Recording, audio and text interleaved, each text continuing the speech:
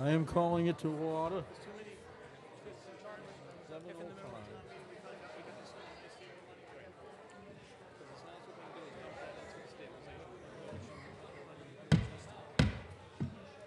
Precinct 1, Mr. Mullen. Precinct 1 has 10. Precinct 2. Precinct 2 has 17. Precinct 3. Precinct 3 has 10. Precinct 4. Precinct 4. Precinct 4 is 17. Precinct 5. Precinct 5 is 8. Precinct 6. 6 has 15. Precinct 7. Precinct 7, 9. Precinct 8. Precinct 8 is 7. Congratulations. They only have they need a quorum.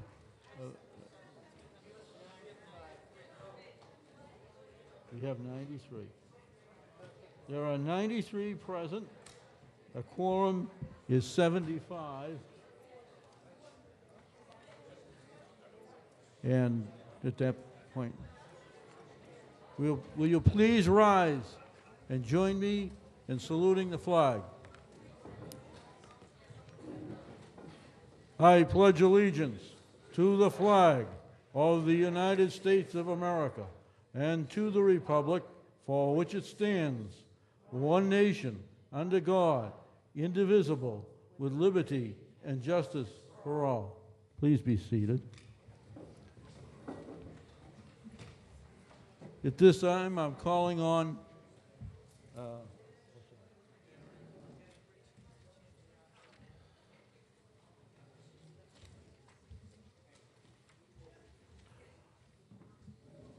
we're being delayed not because of lack of attendance, but people to attend to the lights, and we want to use the projector.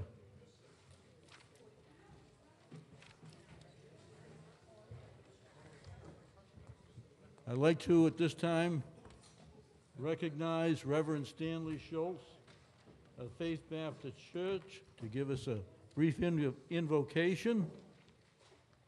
And we're hoping that we won't have to read the necrology if we can. We have it all on a thumb drive.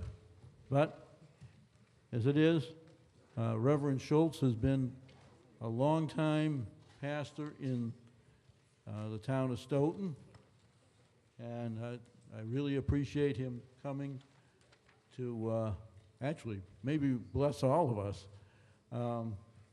through these times. And I also, at this time, before we go any further, yeah, that's a little better. Of course, now I can't see with this thing.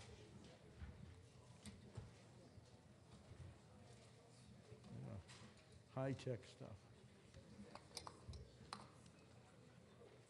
Looks like,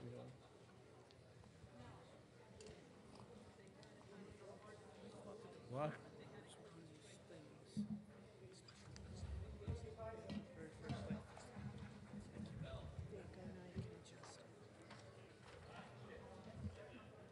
Good thing they got a soft one of these new, otherwise I'd be roasted here.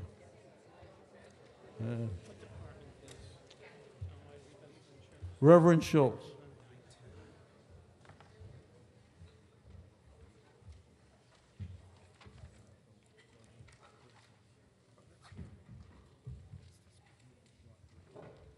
Shall we bow our heads? Almighty God, from whom we receive all that's good, we thank you for our town of Stoughton and the people who serve it. As we enter into this town meeting, we pray that we might have an atmosphere of civility, that you might give us the grace to hear others clearly and the wisdom to speak so as to be understood. Grant that decisions will be made to serve the public good and help us to do things well. Show us how to assist one another. All this we ask for the glory of your great name. Amen. Amen.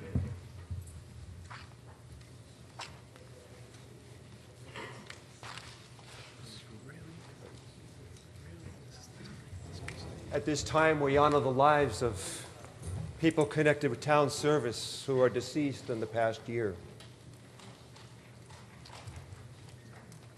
Richard E. Marshall died June 19, 2014. Stoughton High School and Middle School track team coach. Alice G. Volukovich died June 27th, a former cafeteria worker at the high school. Marie J. Hargreaves died July 2nd, former cafeteria worker at the South School.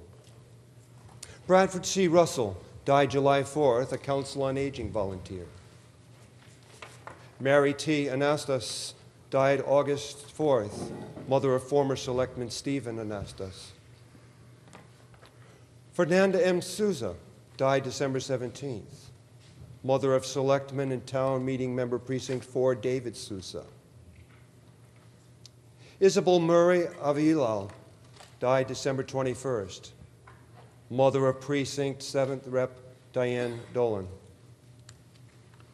Walter H. Mark died October 23rd, former custodian at West School. John L. Rodvillis died October 24th, Stoughton police officer 1977 through 97. Ralph S. Clough died November 19th, father of former Precinct 6 town meeting member and O'Donnell Middle School teacher Russell Clough. Gary W. Ryder died November 28th, former assistant to the town engineer. Edward W. McCallum, father of Stoughton Police Sergeant Paul McCallum. Leo E. Mellon died November 16th, former town meeting representative, Precinct 6, Stoughton Grenadier Color Guard, and father of policeman Stuart Mellon. Arthur D. Carbone, December 19th, auxiliary police officer, son of former Precinct 8 representative Richard Carbone. Barbara E. Rubel McDermott died December 25th, aunt of Assistant Recreation Director Laurice Rubel. Barbara Giuliano died December 31st, Stoughton Elementary School teacher for 11 years in the 1940s. Thomas D. Moynihan died January 4th, 2015, former high school custodian. Robert A. Clark Jr. died January 7th, Stoughton High School girls cross-country track coach for 12 years. Richard L. Harrell died January 14th, father-in-law of former selectman, Precinct 4 Rep John Stagnoni. Arnold F. Holmes died January 17th, chief of auxiliary fire department in the 1950s.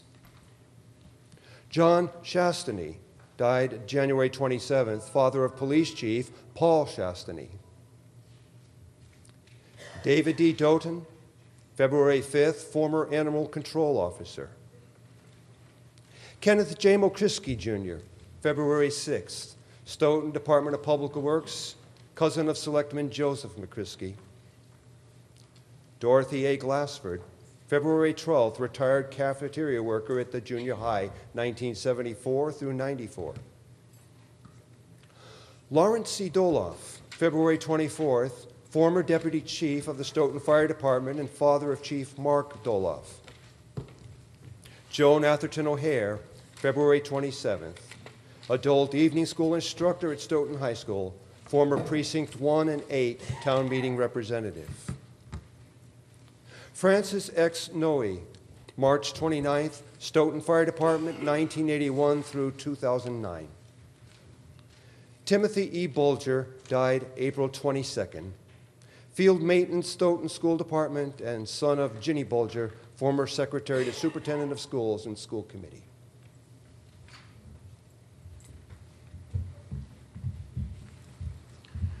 Thank you, Reverend Schultz. Some brief introductions of everybody that is here, which includes our town manager, Michael Hartman, vice chairman of the Board of Selectmen, David Spanky Souza. I have to say it at least once. Thank you. Thomas J. Recupero, who is former chairman, and now just lucky to be a member. And Robert, you can say that every way you want. To Robert Cohn, who is a new member of the Board of Selectmen. Our town accountant, Bill Rowe. Chairman of the Finance Committee, Richard Hill. Secretary to the Finance Committee, the member secretary, Pat Colburn, and Barbara Anzavino. These are the people who really put in the work to make us get our job done. It is, and I want to commend them under all the problems we have had with weather and the other circumstances that made February the white month. We just opened our windows every day and it was a sheet of white. They managed to get everything done on time.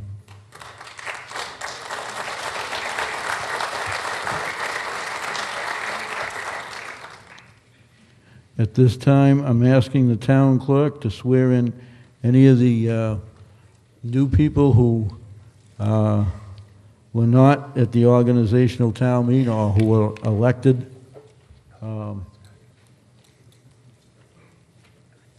Is there anyone here that was not sworn in that has just recently been elected? Please rise, Mr. Pacheco. Gee, we got that many already. Ms. Summers? Please repeat after me. I state your name. Do solemnly swear that I will faithfully and impartially perform the duties of town meeting rep according to the terms of the town charter, bylaws of the town of Stoughton, and the general laws of the Commonwealth of Massachusetts. Okay.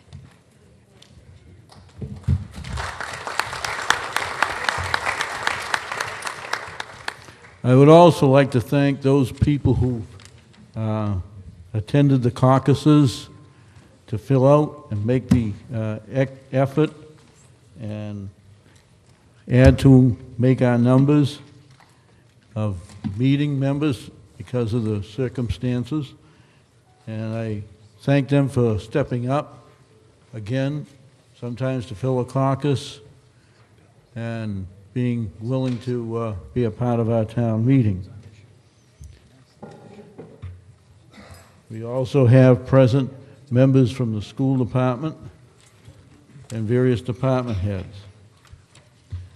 At this time, I'm going to recognize Mr. Mullen for an immediate procedural motion. Where is, I forget, we have a couple of Mr. Mullins here.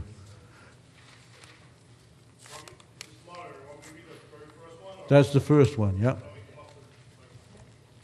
This is only a motion that you can do in a representative town meeting, but it's very important. I move to vote to suspend the directory rule on the Stoughton Town Charter, Article 7, Paragraph 7-14B, parentheses 1, close parentheses 3, which requires that the Finance Committee to distribute a report to each of the town meeting representatives at least 14 days in advance of a town meeting. And the report and warrant for this special and annual town meeting was distributed by call for in United States mail over a holiday weekend, which may have caused some members to receive his or her copy less than 14 days, but more than 10 days in advance of this meeting, and that at least 2/3 of those members present hereby agree that they have been adequately warned of this meeting, and have had sufficient time to review the content of these reports, including any supplemental information issued by April 17, 2015, and are prepared to act on all such business as lawful and legally before this assembly, having a quorum of duly qualified voting members present at the Stoughton High School on Monday, March 4th, 2015. May 4th, what did I say, March? My apologies, the board here. May 4th, 2015. Do I hear a second? In a case like this, we only need I'm going to ask for a voice vote if I don't think it's 2/3. All those in favor, say aye. Aye. All those opposed? No. I would say it is unanimous. Mr. Delinsky. Do you want me? Number one? We're going to do number one here? Yeah. Oh, yeah, I forgot. That's all right. I move to dispense with reading of the warrant and return thereof. All those in favor, say aye. Aye. All those opposed? Motion carries. Mr. Delinsky. Limit reconsideration, no motions for reconsideration. Please use the mic. It has to even come in. Sorry about that. Limit reconsideration, no motions for reconsideration until after all articles have been brought on the floor.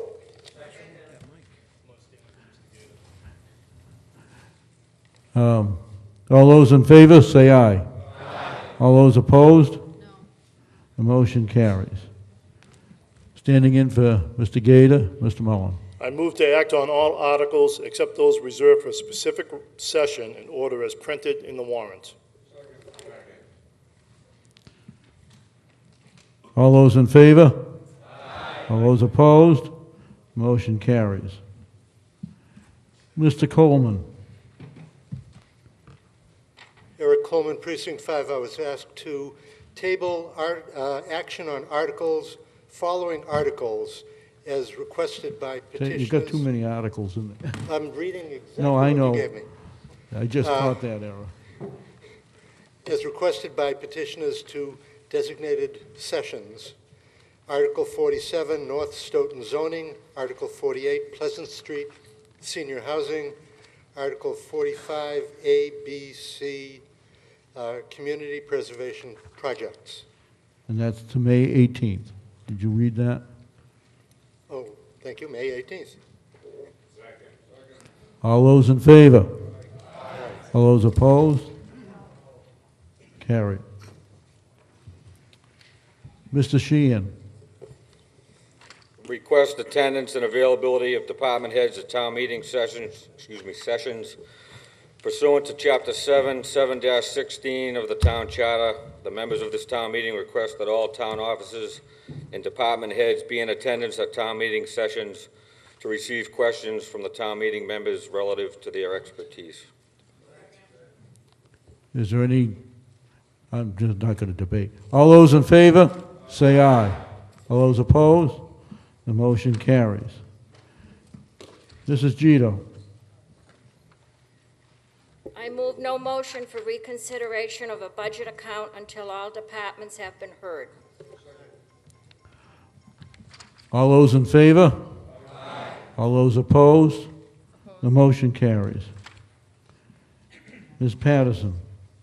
To table Article 2 until Articles 3 to 48 have been brought on floor. Second. All those in favor, say aye. Aye. All those opposed, motion carries.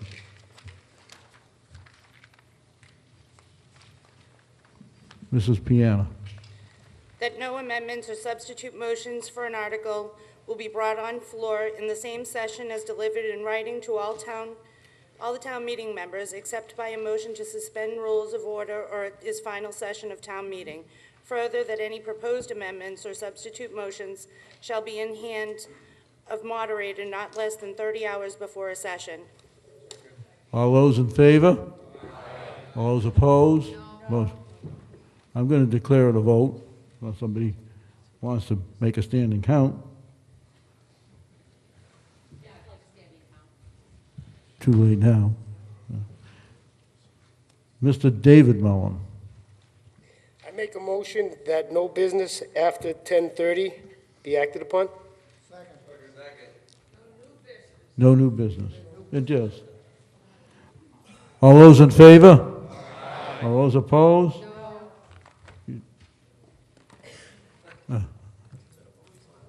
I'm going to declare it on a vote unless you want to challenge it. All right, and it was after 10:30. I didn't fill in the blank. It's a vote. Now, we have some additional things that have been done, and I just want to bring up to date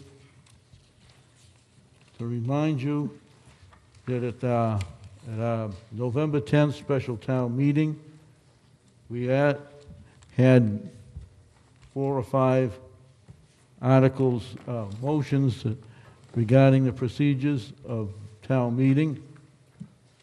And since these are very new, I'm going to repeat the ones that were voted. And one is the presentations regarding warrant articles such as PowerPoint, videos, and oral initial introductions of the subject of an article's main motion will be limited to 10 minutes. The presentation, petitioner's representative, or professional counsel shall request of the moderator of the, geez, I can't even read, the lighting is so great up here. Maybe that's, request of the moderator of the time and make his or her own arrangements with the technical people not less than 7 days before the posted date of the town meeting. That's something we haven't not done. Informational public interest business. There will be no orations or speeches unrelated to the subject matter in the warrant during an open session unless the meeting is put to recess by consent of the body.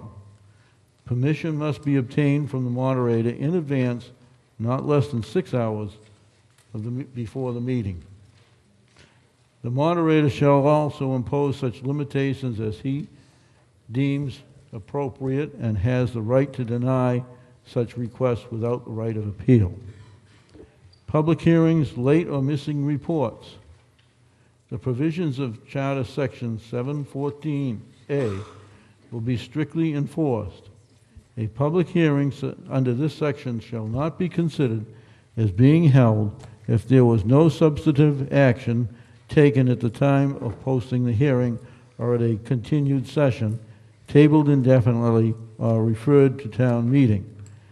If there has been no correspondence sent directly to the town meeting representatives more than 7 days before a special town meeting with a recommended motion, any main motion except to dismiss that proposes action on an unheard warrant article must first receive the consent of the body by a motion to suspend the rules, which receives a 2/3 favorable vote.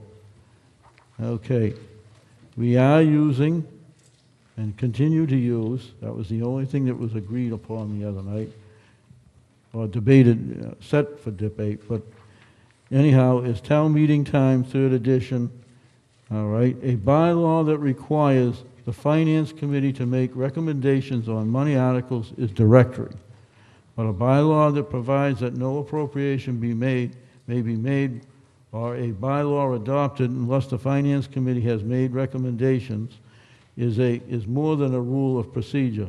So also a bylaw that prohibits a change in a personnel plan without a recommendation of the Personnel Board is more than merely procedural. The motion to suspend the rules is not debatable. Collective bargaining is a personnel issue, and by the fact that the charter does not allow a representative on it, does allow a representative on a personnel board, it is up to the town meeting members to determine whether they are satisfied as having been received adequate notification from the Finance Committee on that the committee has taken action and held a public meeting as a continuance of a posted hearing. Thus, town meeting is considered in order to vote to suspend the rules. However, if the procedure set forth in the charters have not been in compliance, only on a motion to dismiss is properly before the meeting. Most of that doesn't apply, but I have to read it just to make sure that we understand, because we have changed some of our personnel bylaws. We adopted a personnel bylaw a couple of years ago. What was that? Mrs. Frankel.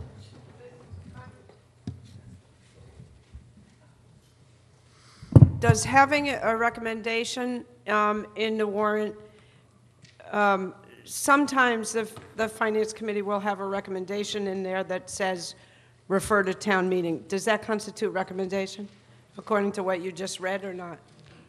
I personally think that's... It's not a matter of personal, it's a matter No, I would believe that if they make no attempt to produce something, it is really, should only be dismissed unless they produce something in the stated times, as we have said before, so that everybody has that. So in other words, if they've made a change, somebody has made a change in their decision, then they have to go through the same procedures as they would before, which is to make sure they have stuff 30 hours in advance and distributed, and not to take it up in the session. Because we ran into a lot of problems, as you recall, a few years ago. We were taking these things at the last minute. Generally, those things that are done at the last minute don't always work out the way you expect. Ms. Campbell.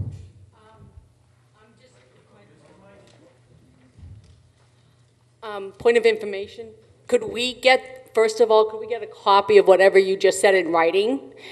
And because I'm not fully sure I understand what you said, nor if I could remember what you were saying to figure out what had been previously said. And I will get copies of that. It's in our files. And I guess the second thing is, I'm not quite sure why that was coming up right now. And could you explain that to me? Well, this is, at the beginning of our meeting, it is these procedural rules to remind people that we do have them, and the general circumstances is how we handle them when they come up. It is 90% of this stuff is not a problem, it's the way we've been doing things anyways. So, yes, I do have copies. Mrs. Coleman. Pat Colburn, Vice Chair of the Finance Committee. Thank you. I got temporarily demoted. I just don't know what you're talking about, so I guess I can just reserve comments until I see it in writing, especially some of the things that relate to the Finance Committee. I want to go out on a limb here and say I've never heard these before, so I'm just very confused. I just remind you, these were adopted at the November 10th special town meeting, and one of these on this sheet was not adopted.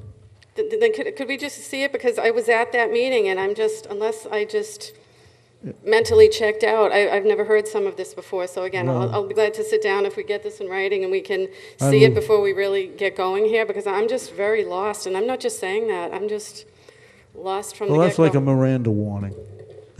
Well, then I would hope I would understand the Miranda warning, and I get to say I don't understand that. So as soon as we get that in writing, I understand your plight, but it's just to remind you that these do exist. And now,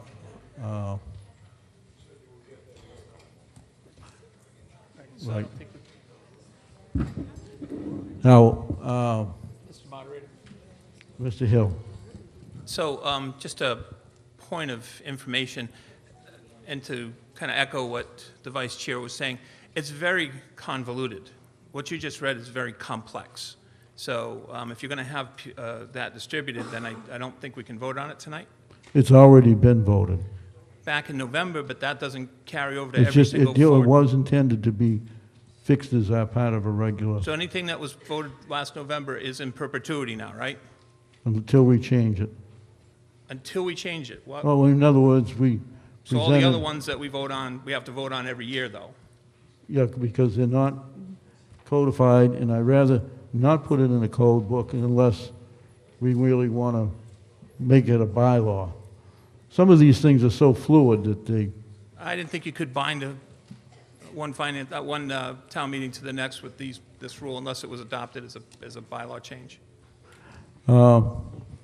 we can do at the, by town meeting time and the statutes, the moderator is privileged to have the right to make rules of the meeting, which the meeting has to adopt. These have been adopted, and that was the intent when they were asked to be presented before. One of those, I'll remind you, we have had a 10-minute rule, and that was reinforced. So, Changed to 5. no, it didn't pass. Yes, I got- it did. Yes, it did pass. The thing I had here, the motion lost. No, the motion passed. 5-minute rule passed. It absolutely passed. Oh, I know what it was. You're correct. There was a line stricken out that said questions should be limited to yes or no. That's what was stricken out. So I'm very happy to say that we do have a 5-minute rule. Mrs. Campbell.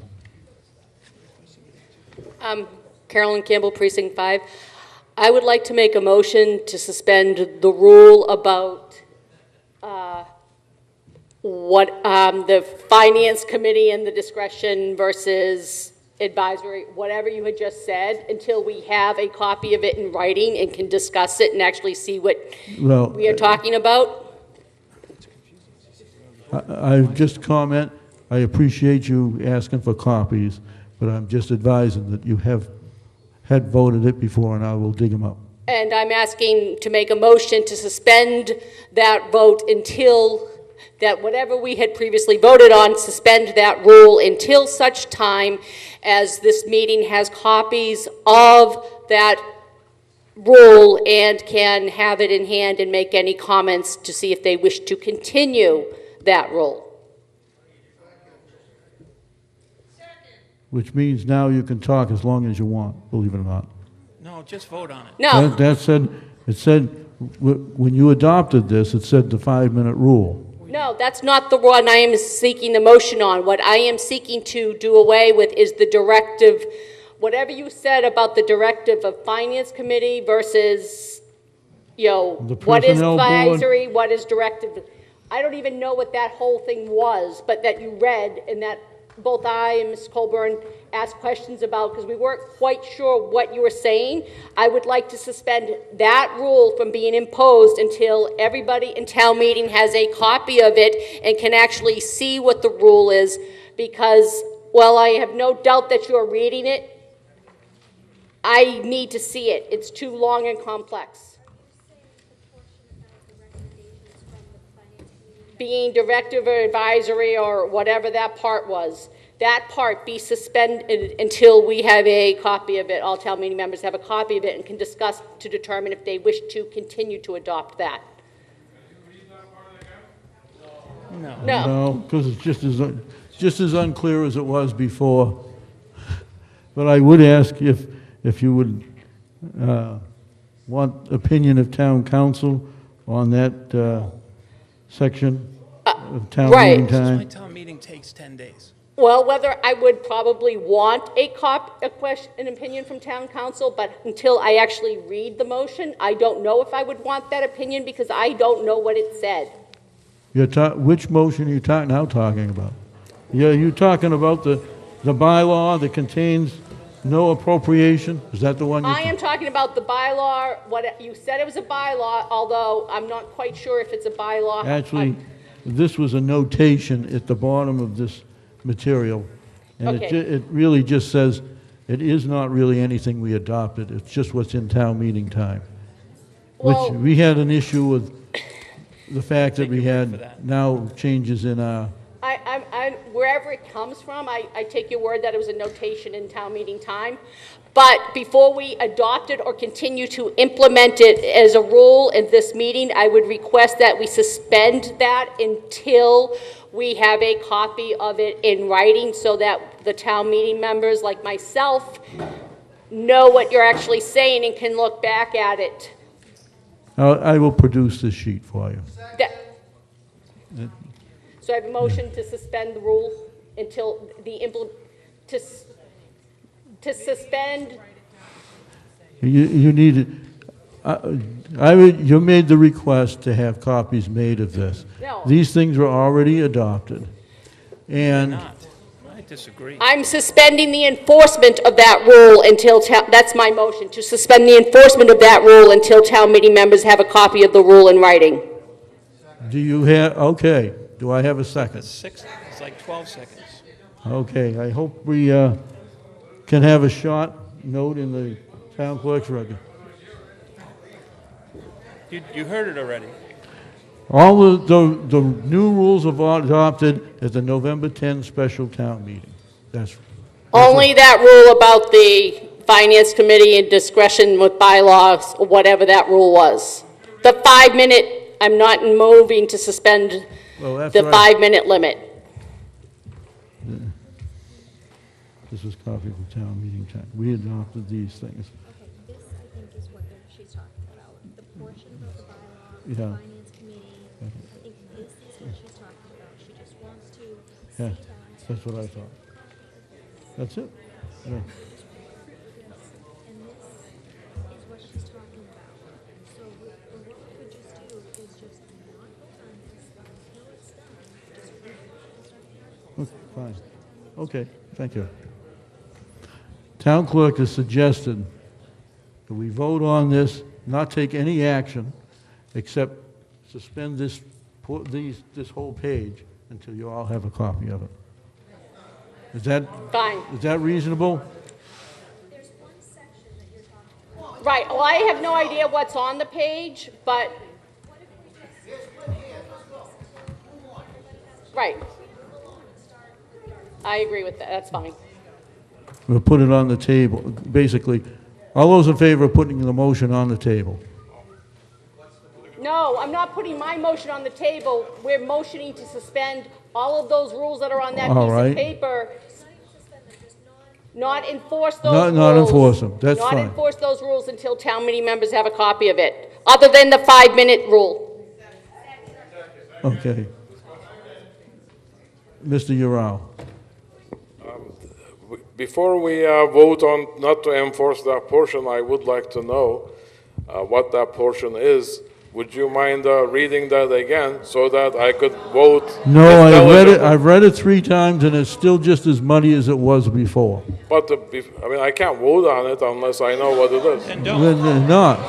Sit down. And in other words, her request is we not enforce any of these things until you have a copy of it.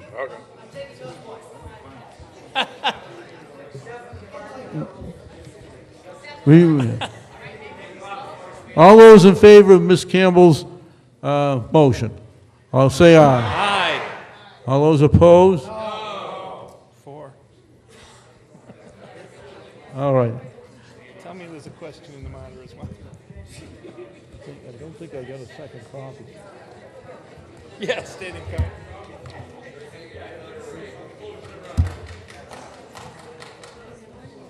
Okay, do you want to, I'm going to need to do a standing count. No, there's no question about All those in favor, Oh, my God. please rise. The chairman take a count.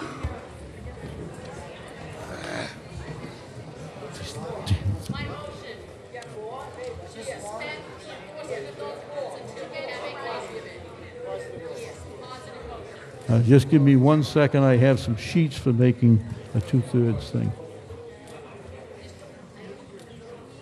I know. Okay.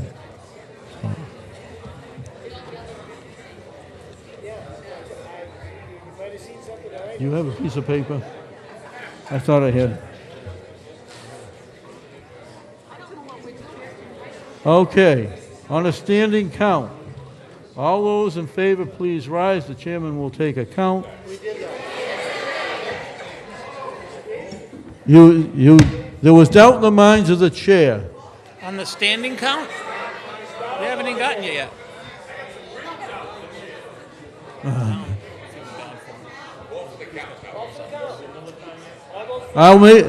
I'm going to make the count because it needs a 2/3 vote, and if it looks very obvious, but meanwhile, you need it on the record because it's asked. All those in favor, please rise. It takes us 2 minutes, and we can argue for it before.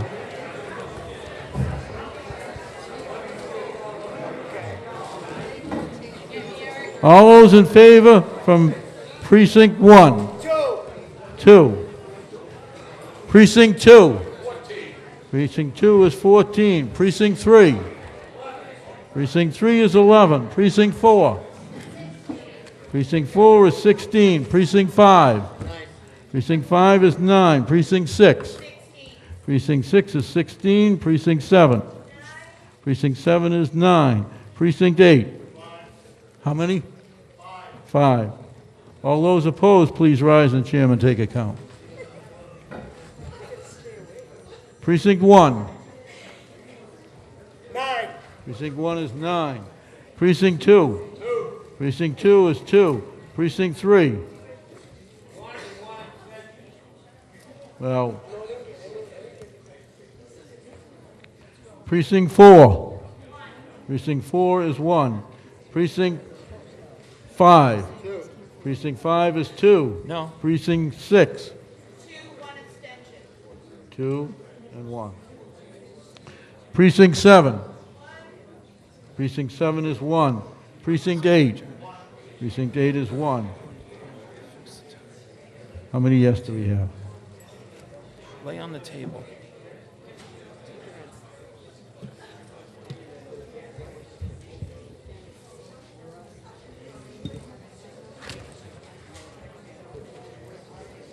It is more than a two. It is more than a 2/3 vote. 82 yes. How many? 19 no's.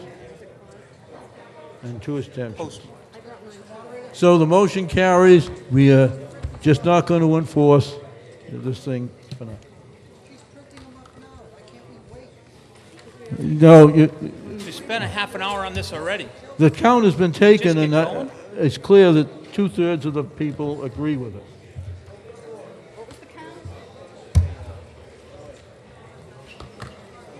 Suspend Howard's rules. Okay.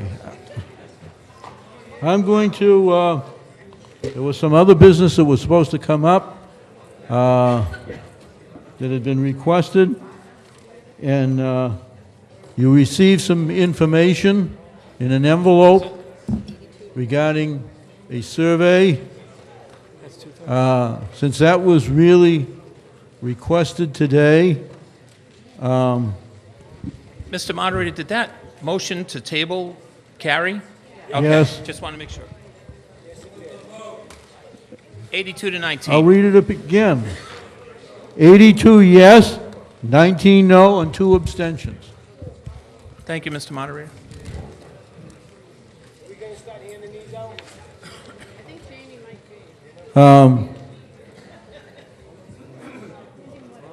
Is Mr. Feaster present? Precinct 4. Wanted to give him the courtesy on this. Mr. Mullen. Mr. Robert Mullen.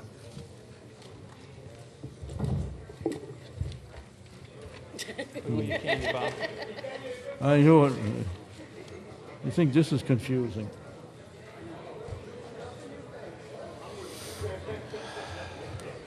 It has to make them, this is the motion to adjourn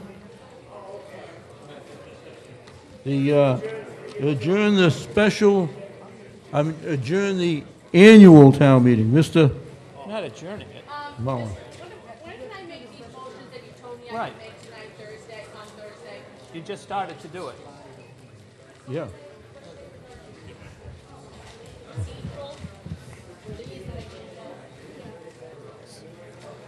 Incidentally, those are the procedural motions we are using, every one of them. Every one of those are procedural motions we are using at this time. Yeah, that's what we... I'm going to recommend that we hold that information because we have something coming up on Wednesday that addresses a No, lot. you're committed to doing that With all due tonight. respect, Mr. Moderator, you told me and a whole bunch of people on Thursday night that this was not the time, when people wanted to bring these issues up Thursday at the organizational town meeting, we were told that that was not the appropriate time and that you would grant us time tonight. I understand that there's a survey that town meeting members can fill out. I don't see why we can't take a vote on these motions and then fill out the survey, and if people wish to change their mind after that, then we can revisit this issue. In that case, we haven't accepted Mr. Mullins' motion, and you are absolutely correct, and I will give you the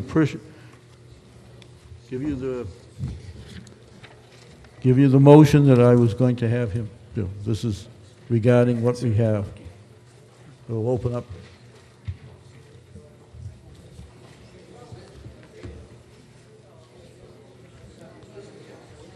All right, well, this is the motion for the survey, but that still does not mean my Well, rules. that stuff is being considered in those rules. I don't think we need to consider it in the survey. I think, as I understood what you told me on Thursday, and what you told a bunch of us at the meeting on Thursday, was that we would write these motions down as motions, whether or not, wherever they came from, and we would vote on those motions. I would be able to allow to make them. and we Okay, could vote now, on there them was tonight. one motion we made under the 30-hour rule. You did give me that. But it says we don't make, the night you deliver them, we have a right to put them on to the next session. Well, we made all of these motions at the last meeting, but you told us not to.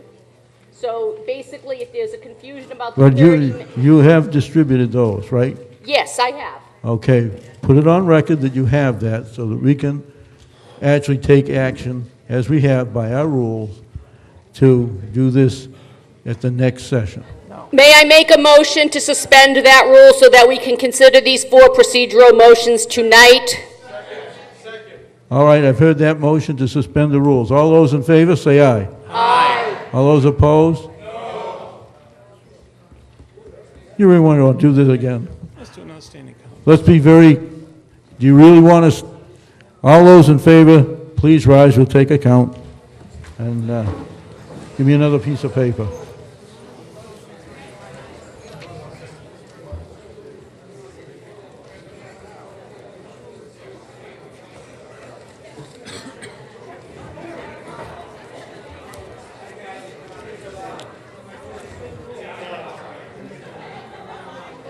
This is a suspension of the rules.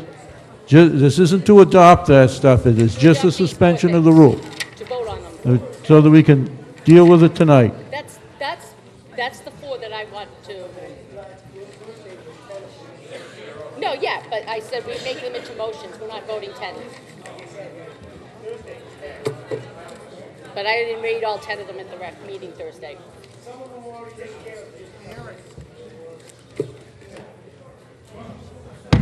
We can see. I've accorded. All those in favor, please rise. The chairman take a... What? 1 is 6. Precinct 2. 8. Precinct 2 is 8. Precinct 3. 8 is, 3 is 13. 4. 40 minutes on procedural. 4 is 18. 5. 5 is 10. 6. Precinct 6. What? Precinct 6 is 17. Precinct 7. Necrology. Precinct 7 is 9. Precinct 8. 707. 8 is 4. All those opposed, the suspension. Precinct 1. What is it that precinct 1 knows that we don't? Precinct 1. 6. Precinct 1 is 6. Precinct 2. 9. Precinct 2 is 9. Precinct 3. Precinct 3, Mr. Gator. 0. Precinct 4. Precinct 4 is 0. Precinct 5.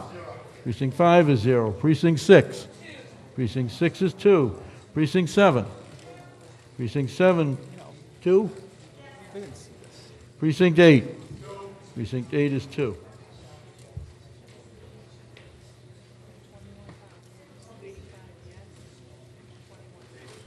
$21 no. On the motion, does carry that we will take and handle these procedural rules that you have received, all have receiving a copy, and I just need to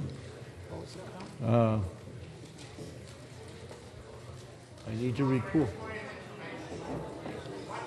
I did. It was 85 yes and 21 no. Vote, that's well over 2 times.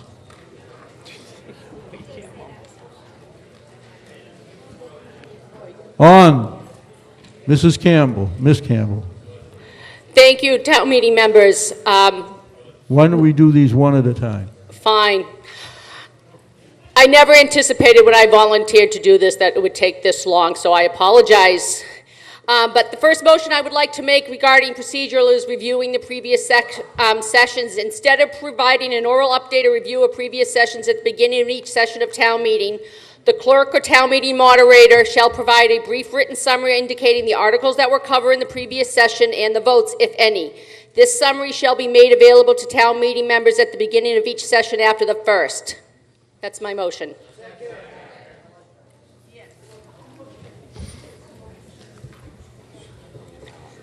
Is there any discussion? Okay. Do I have anybody who wants?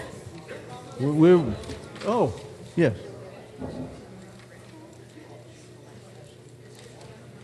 Ms. Campbell? The survey, not quite sure what the survey you're talking about. I just made, well, that's not where these motions are from. I have these 4 motions, and that's all that I'm making, regardless of the survey. On the vote, it's just a simple asking a request for the procedure, which is to have the recap available. In writing, instead of having it read orally. That's basically the point of it. I certainly would appreciate that, personally. All those in favor say aye. Aye. All those opposed? I would say that was unanimous. Thank you. Okay, the next motion I have is about the procedure of making motions. I propose that I make the motion that motion should be made in the following manner. Quote, the maker moves that town meeting approve the recommendation of the blank appropriate standing committee if there's a positive recommendation. If not, the representative of the author as printed in the warrant. If the recommendation of the subject committee has been modified by an amendment or a substitute motion, then the maker shall read the modified motion. That's the motion. Any discussion? Mr. Fair.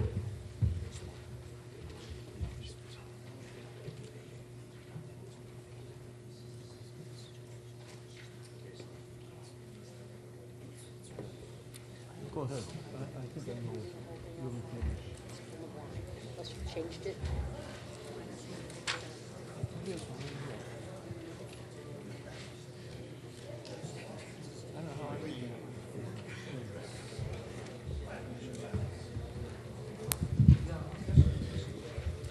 With respect to this particular this item, it's really not, generally speaking, the moderator is going to determine whether or not a motion would be within the scope of the article. And with this, the way this is structured, it would really limit, in many cases, the ability of town meeting in particular situations or any member of town meeting to make an alternative motion, and they may not all fit neatly into either it's recommended as printed in the warrant or not printed in the warrant. As we've seen from years past, there are some times where what's printed in the warrant we want a little bit different. So the way this is phrased, I'm not really sure, regardless of whether you vote on it or not, that it would really be enforceable. My concern is I figure if it's read in the warrant, and I'm presuming everybody here is able to read it, I don't see the difference of having it read in the, you're either reading it from the warrant, or we're just saying, read the warrant, and it's there, and talk about that same motion. But that assumes that the maker of the motion wants what is actually printed in the warrant. And that's, The maker of the motion is, if it's the finance, if it's the standing committee, is the maker of the motion, the person who gives the positive recommendation after all the hearing processes. That's who always makes the motion. But- If there is no standing committee with a positive recommendation, then it's either deferred to, then the author of the article, proposed article, may make the motion. If not, then we can deal with the alternative. But I'm basically concerned about, we have all of our motions where the finance committee's already made recommendations, and instead of having Mr. Hill sit here and read what he's written already and is printed in the warrant, that we can say that to speed up this process and put it on the table, that that's the motion as to make the recommendation to adopt the recommendation of the finance committee as printed in the warrant, instead of reading the recommendation out loud and taking up more time, in which most people are still looking at the warrant for the recommendation to figure out what we're voting on anyway. I think what you're missing, though, is that you can't confine every motion to that structure. And that's what this rule is asserting, basically, that every motion that is made, regardless of who's making it, including motions to amend and things of that type, would be confined to the structure. This is not really limiting in any way. Well, we can't make a motion to amend until we put a motion on the floor in the first place, and this is designed to get the motion on the floor. But sometimes the recommendations here aren't what the motions actually are. Sometimes the motion is different because they're not. But then don't they give them out in writing, and then that would also consider a substitute motion then. Is it going to make it more confusing for people though? I mean, really?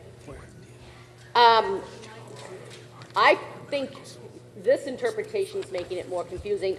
I'm finding it a hard time to understand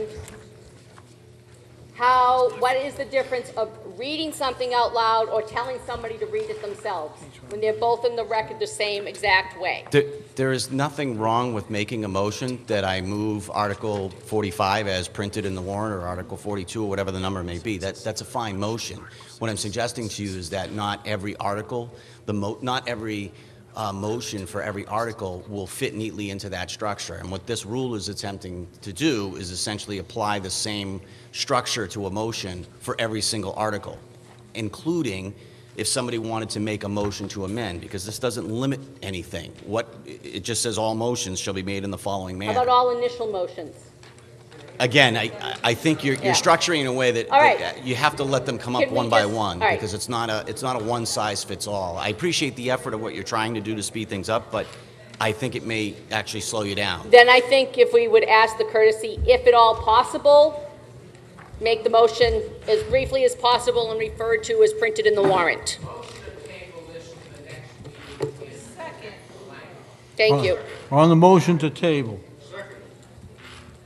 Okay, all those in favor? Aye. All those opposed? No. I will declare it a vote, tabled to next session. The third motion is to make a motion to town meeting shall start at 7 p.m. on every session night. No. The only thing that we would need, I think we should add, is as long as a quorum is present, because if it's 7 o'clock and there's no quorum, we can't start. That would be appropriate. There are some problems in the fact that we, usually in our past practice, I just want to bring it out, when we adjourn at the meeting, we usually set the time for the next session, because there are circumstances where perhaps you can't really start that time. So, well, I think the intent behind the motion is I would like to plan that the meeting start at 7 o'clock. If there's a specific reason that say a particular meeting on May 18th can't start at 7 and needs to start at 7:30, then I believe we can make that that motion can be made to supersede this one at the end of the previous night. But Yes, Mr. Laurie. It already states in the beginning of this year's warrant that the meetings start at 7 o'clock. Microphone. Please come to the microphone, Mr. Laurie. no, it was only for tonight because the selectmen only set the first night. The book, thank you, Mr. Moderator, Dave Lurie, Precinct 6. The book that everybody, at least most people that were mailed the book, it states that the meetings are to start at 7. As a matter of fact, today it did. The gavel opened at about 7:02. So we already have a rule that says we're supposed to be here at 7. And this article or warrant, or whatever it's described as, doesn't have any ramifications if we should go past 7 o'clock. So there's nothing really enforced other than the fact that we already know that we're supposed to start at 7. So I look at it as being a moot point and that it shouldn't necessarily have to be voted on unless there's going to be some enforcement of what should happen if we don't meet the 7 o'clock. Let me clarify something a little, make it more understandable. When the statutes require that the Board of Selectmen set the date, time, place, and provide the location for the first session of a town meeting. Those are the who, what, where, why, when, and how, and the agenda. After that, the town meeting is your town meeting, not the selectmen's. So you have the right from time to time to change that time. And just to clarify, the reason I made this motion is I was told on Thursday night that the time that the selectmen said for tonight's meeting is only in effect for tonight. All other times have to be set by us as of tonight. That's and that's right. why this motion is there. But whether if your preference this year is to have all our other sessions begin at 7 o'clock. Yes. That's fine. That we can do. Mr. Moderator, you're still going to have to set it at the end of every meeting, though, because not everybody's necessarily at every meeting. So That's correct. at the end of each night, you have to have a motion to adjourn to a date On the that's motion. specific. So again, this is not, you're going to have to repeat this again each night. Our town council, again, has asked me to repeat. You still have the privilege to change that time at each session. Right, but I you- think the presumption, It was just a- presume to start at 7 and change otherwise instead of having to bring up the issue every night. You're going to have to do it every night. It has to be on the record. Every night, you're at the conclusion is Okay. to All right. adjourn to a date and time certain. Yeah. All right, okay. The question, since Mrs. Carrara has raised a question, and she can ask you, what do you want to ask? I can't make her do it. Did we go Do you through wanna- this to determine the 7:30 meeting start time? If we have to make it every night. This is ridiculous. We have 142 people here. You want the mic out or I'm sorry. You can have mine. Okay. With all due respect, we started tonight at 7 o'clock. It's now 10 past 8. Well, that's the next I'd like to make a motion that this motion be withdrawn, as we have to make a motion every time we conclude town meeting. We have to say what time it's going to start. Which we do anyway. Thank you. So if it's okay with everybody, I'd like to make a motion, and I hope someone seconds it, that we withdraw this. the motion. Thank you. That being said, You may have to read the last motion of the night, too. The last motion I have is that town meeting should start on time, whether or not the moderator is present, so long as the deputy moderator is present. there is a statute already available that allows the town clerk to do that anyways. The statute is clear that says that the town clerk, when there is without a moderator present, and there are towns that every year they elect a moderator at each meeting they have, that is so antiquated, but it's true. And in that case, the town clerk can call a quorum without the moderator. So there's already a tool there. We have a deputy moderator that can do the same. Then, can we have a vote on the motion, please? Mr. Feaster.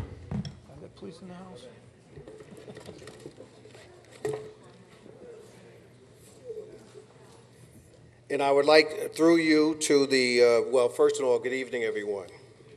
Good evening. Through you to the town council, I would like a clarification on the authority of the town meeting, and particularly the organizational town meeting, to make rules. We keep going back and forth referring to statutes. We refer to things other than, we talk about things that are written that aren't adopted. So I would like town council to clarify for this body, what is the relevancy of the charter? Now, I looked at chapter 39, section 14, and which talks about, and 17, but which talks about that the moderator can make the rules for the meeting, except when, if the town has passed a bylaw in order to address that.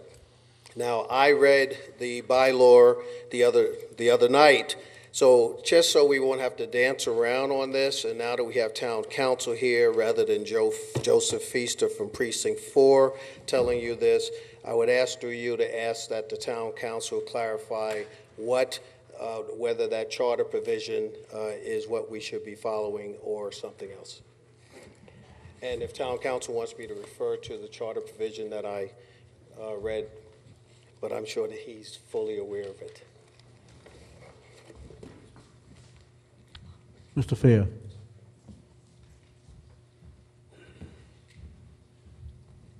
The town charter, section C7-9, rules for conduct of town meetings, states general rules for conduct of the town meeting shall be chosen by the town meeting representatives at their annual organizational meeting. And then goes on to state rules and procedures for speaking shall be determined from time to time and shall be applied to all speakers, whether they are town meeting representatives or inhabitants of the town. So that is the provision in the charter that applies, and then subsequent to the organizational town meeting, as we've been doing tonight, the town meeting ultimately would have the authority to make modifications to those rules as determined, although I would say that within certain limitations, because the town meeting only has so much authority with some of these rules. There are certain powers that ultimately rest with the moderator or rests with basically the general laws or other provisions of the charter. So in other words, you couldn't adopt a rule that would violate some of those.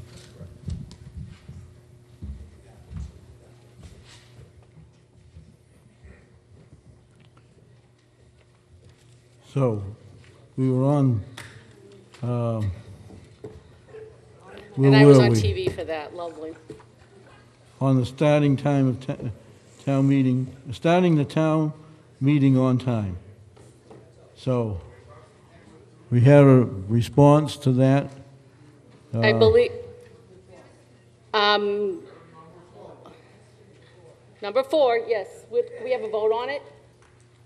Well, the question is, it has to. All right. Town meeting shall start on time whether or not the moderator is present, so long as the deputy moderator is present and there is a quorum. And a quorum. All right, yeah, I didn't know about that. Or clerk? Yes. Or clerk. Or clerk.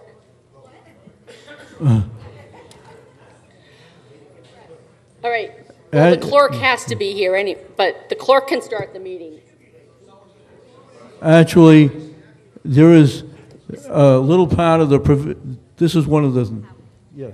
Oh, my God. There is a provision that if the moderator is not here, what I can do is take attendance, and then we will elect a deputy moderator or a moderator for the night, and then I step away. Thank you. So it's already If he's covered. not here, then we can elect one for the night. That's right. And we almost had that emergency tonight when Mr. Mullen said, on the call on his phone, he was tied up in traffic, so. No.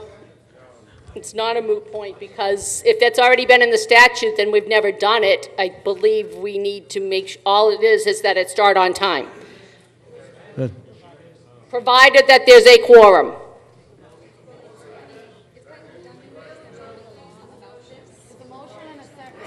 Could I have a motion? We have a motion and a second, I believe. Could we have a vote? No. It's up to me to ask whether you, does anybody want to cut off debate? Second. Mr. Murphy. All those in favor of cutting off debate, say aye. Aye. All those opposed? No, the motion carries. Cut off debate. All right, on the motion, which says, this is more like a policy. Town meeting shall start on time whether or not the moderator is present, so long as the deputy moderator is present, and, or a deputy moderator, and Or clerk. deputy moderator or clerk, right. No, that's what her original motion was. I just didn't write the thing down. Or clerk, and there is a quorum.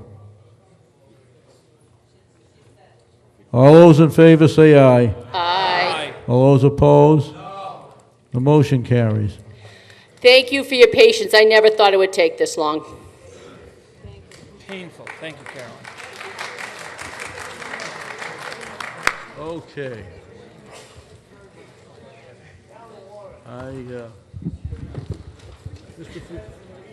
Mr. Feaster. Mr. Feaster, could I see you for a minute?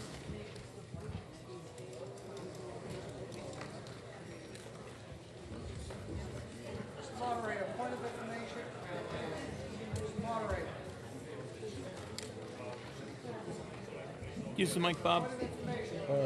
Bob, use the mic. I'm going to declare a 2-minute recess to confer with Mr. Feaster.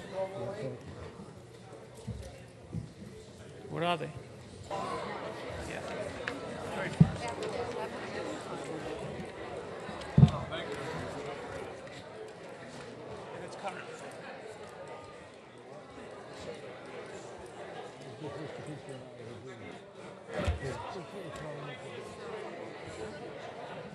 The next one on, the change.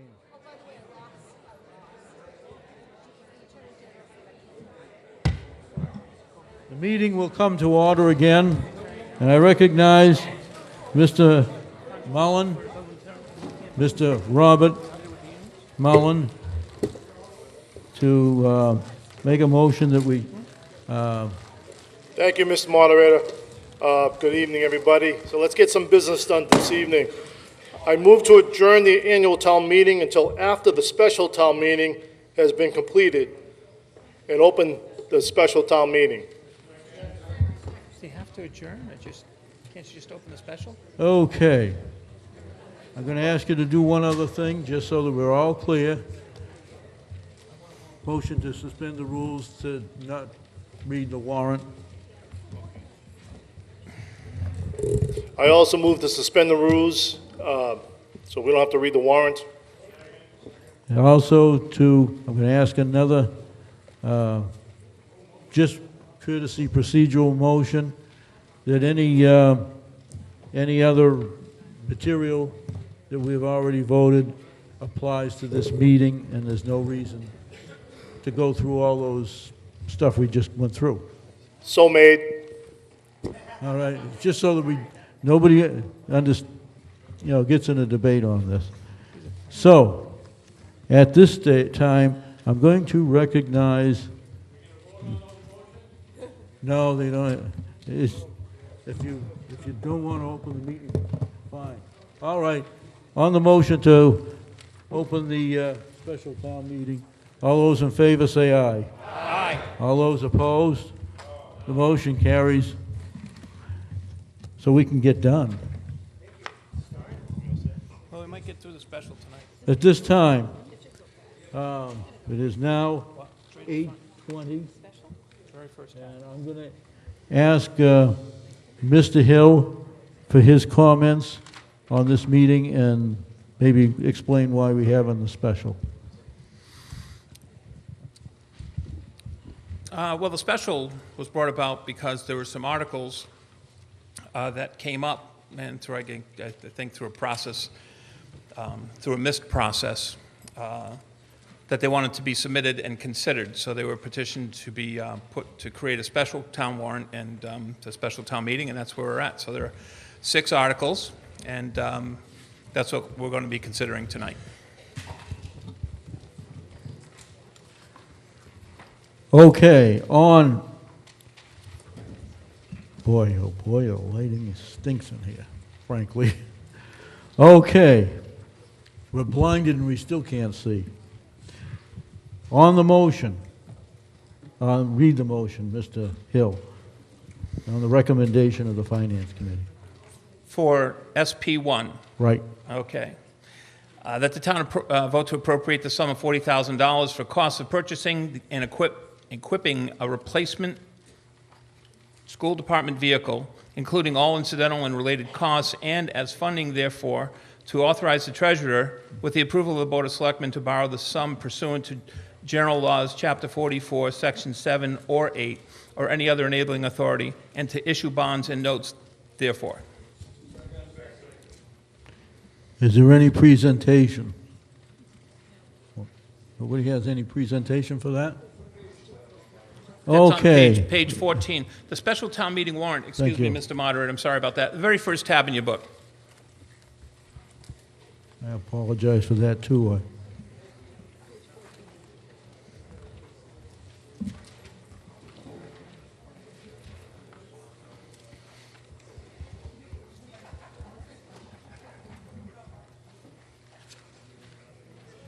I didn't know whether anybody wanted to know about what kind of vehicle they're looking for or anything. Okay. Mr. Murphy, Mr. Peter Murphy. Peter Murphy, Precinct 2, Municipal Operations Committee. Why wasn't this brought before Municipal Operations? We were not part of the public hearing on this article. That's the way, that's what the Rules Yeah. Committee decided. Right. Okay. The other question I have is, it says it's replacing a vehicle. What vehicle they're replacing? A 1998 3/4 ton with a plow. You know, that vehicle is going to be replaced, disposed of?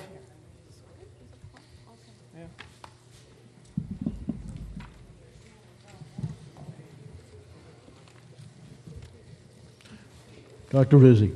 Good evening. Through you, Mr. Moderator. Would you repeat the question for me, sir? I didn't realize we were coming back from recess quite so soon. Okay. The question, It's not structured. the question I have is the vehicle that you're replacing. Yes. What is it? It is a pickup truck that can accommodate a plow. Okay. Is $40,000, that will include the plow and everything? No, I don't believe so, only the truck. Okay. And what happens as far as the vehicle is replacing? Will the vehicle actually be replacing that vehicle? The replacement will be gone, taken off the books, disposed of? Yes, the truck we're replacing is a 1997 truck. Or 1998. 1998. But that will be taken off the town inventory. We're going to trade it in. Okay, thank you. Any other? Mr. DeFelice.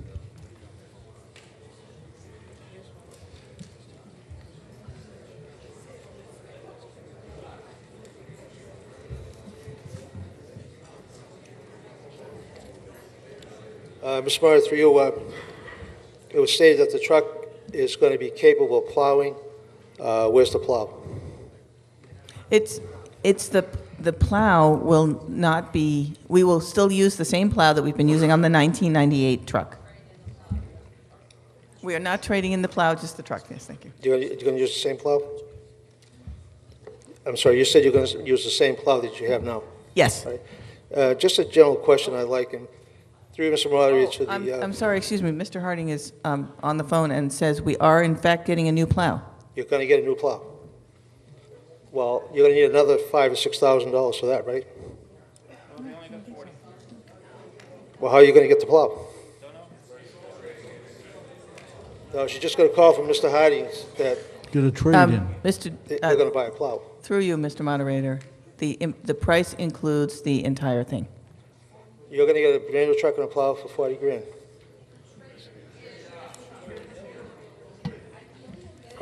Okay, thank you. Just a quick question, Mr. Moderator, through you to the Finance Committee. We've been talking tonight about trying to save time at these meetings.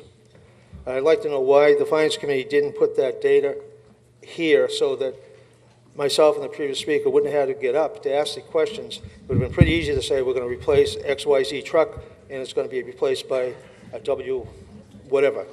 So if we're going to save time, give us some information within the articles. Don't let us sit out there guessing and have to come up here and ask. That's pretty simple. So why wasn't that done? It was provided at the public hearings. I don't care about the public hearing. This is a town meeting right now. Now, that should have been stated, and I think, as I went through a lot of these articles, there's a lot of information that's missing. I mean, you got to give us the information so we can vote intelligently and don't have to ask all the questions that we ask. It's pretty simple. If you are given the information at the hearing, put it in the article. Thank you. Mrs. Hill. I'm not going to answer that. Through you, Mr. Moderator, and you may vote me out of order on this. However, we've already started very similar to what we have in the past years. There are public hearings for all these articles. Whether or not you attend the public hearings, that's your choice. But as town meeting members, we're supposed to educate ourselves before we come to town meeting. It should not be debated and questioned on the floor. There's standing committees, there's the Finance Committee, there's the Board of Selectmen. This is presented to us through them. Thank you. There were also meeting minutes of those public hearings. There are also videos of those public hearings on SMAC. Mr. Paul Smith. The reason that it's showing up in the special town meeting is it wasn't presented in time to get into the regular town meeting. Is that because of, well, I won't name it, but why? Why isn't this in the regular town meeting warrant? Because the articles did not get to the Board of Selectmen in time. Why? Because there was a miscommunication in our office. Miscommunication. Okay. And that's probably true in all of these. No. No? Not- So you didn't do your job in time. That's why this is in the special. Mr. Smith. Out of order. Huh? You're not to enter into personalities. Oh, sorry. All right. So you didn't have the time to get Okay, it in you time. got your That's answer? not what you said. Yes. Okay. Okay. What is going on? Any further questions? On the motion. Oh, Miss. On the motion to move the previous question. All those in favor say aye. Aye. All those opposed? Motion carries. Now, on the motion, and just restating, it is a borrowing article for $40,000 to buy a vehicle. And we need a 2/3 vote, so it has to be a standing count. And all those in favor, please rise, and Chairman take a count. Yes.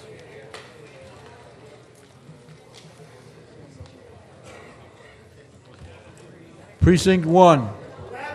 Precinct 1 is 11. Please keep it down. Mr. Dolinsky. Mr. Dillon. Precinct 2 is 16. Precinct 3. 14. Precinct 3 is 14. Precinct 4. Precinct 4 is 18. Precinct 5. Precinct 5 is 12. Precinct 6. Precinct 6 is 17. Precinct 7. Precinct 7 is 12. Precinct 8. Precinct 8 is 4. All those opposed, please rise. Precinct 1. 3. Precinct 2. 2. Okay, sounds like a train. Precinct 3. Precinct 3 is 1. Precinct 4. Precinct 4 is 0. Precinct 5. Precinct 5 is 0. Precinct 6. 6 is 0. Precinct 7. Precinct 7 is 1. And Precinct 8. Precinct 8 is 0.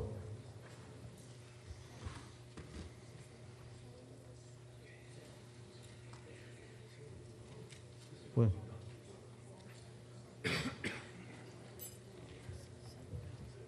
it's 104 yes and 7 no. That is definitely a well over 2/3 vote. And that happened at 8:32. And it's approved. There. Maybe we might get this done by 9 o'clock.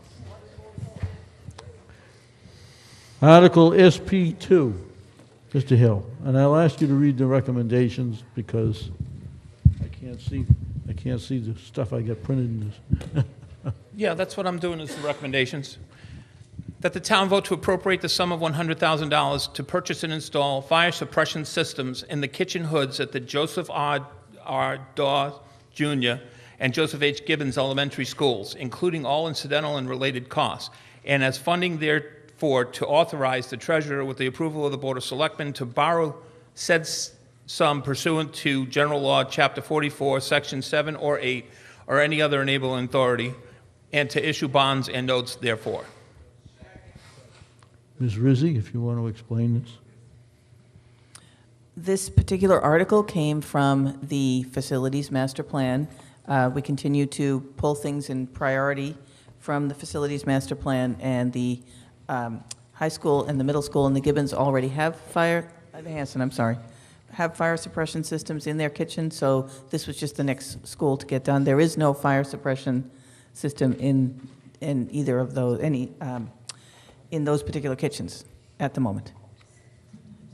Mr. Coleman? Mr. Moderator, can you do a voice vote, and if it's necessary, do a standing count? Like the last one was kind of obvious. No, because we need a count for the record. Bond counsel will be after us. All right, let's move on. Have anybody else wish to speak? No. Mr. Laurie?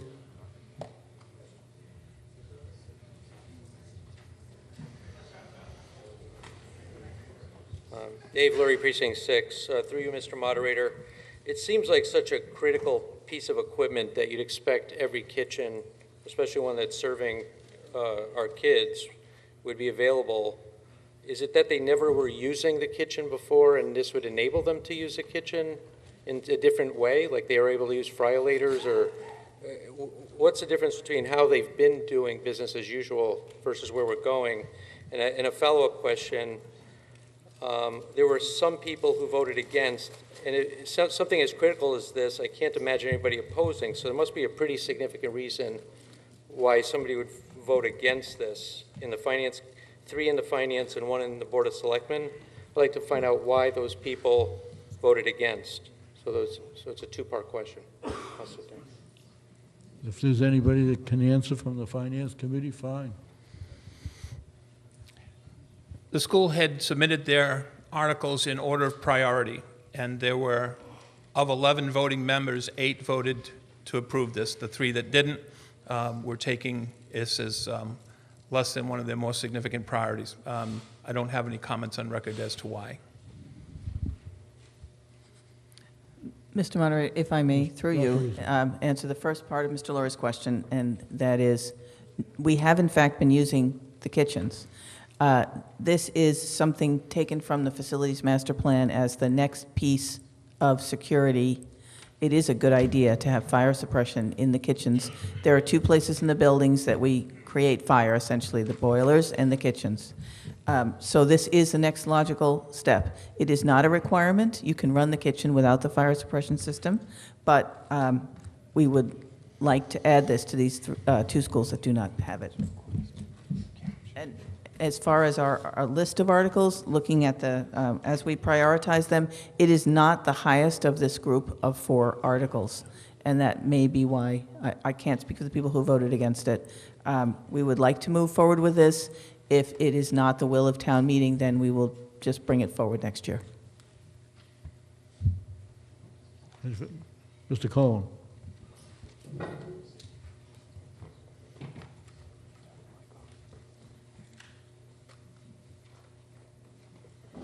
What a no-brainer. Safety of kids. I just can't understand we're debating this. The school system, probably a grease fire, this is what this is probably most important for. And God forbid this should ever happen in a school, at least we have something to put out the fire. God, please pass this thing. Thank you. Mr. Perry. Mr. Perry? Thank you very much, Mr. Moderator. Through you to Dr. Rizzi. Quick question. Are the Doss School and the Gibbons School the only 2 schools in the district that do not have this system currently in place? The middle school, high school, and Hanson do have them. And so we'll look at the facilities master plan next year. And if this article does pass, then you may see an article next year to complete the process of installing them in the other schools as well. Thank you. Mr. Fitzgerald. Yeah, you're up, Dick.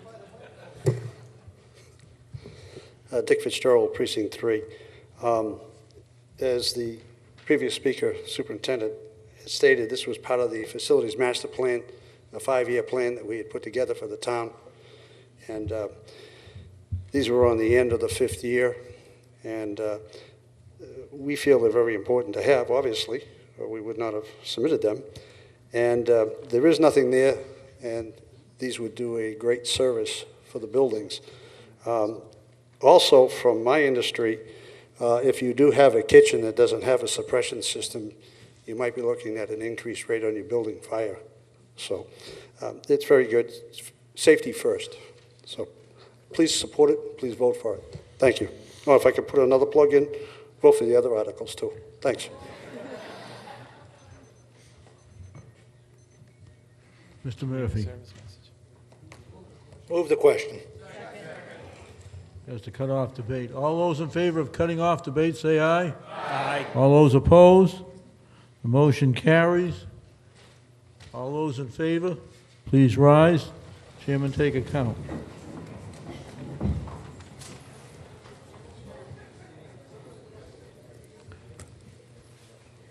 Precinct 1. 14. Precinct 1 is 14. Precinct 2. 17. Precinct 2 is 17. Precinct 3. Precinct 3 is 14. Precinct 4. 18. Precinct 4 is 18. Precinct 5. Precinct 5 is 11. Precinct 6. 17. Precinct 6 is 17. Precinct 7. Precinct 7 is 12. Precinct 8. Precinct 8 is 4. All those opposed, please rise, and the chairman take count. Precinct 1. 0. Precinct 1 is 0. Precinct 2. 2. Precinct 2 is 2. 2. I'm writing the wrong thing in the wrong place. Precinct 3. 1. Precinct 3 is 1. Precinct 4. 0. Precinct 4 is 0. Precinct 5. 0. Precinct 5 is 0. Precinct 6. 0. Precinct 6 is 0. Precinct 7. 0. Precinct 7 is 0. Precinct 8. 0.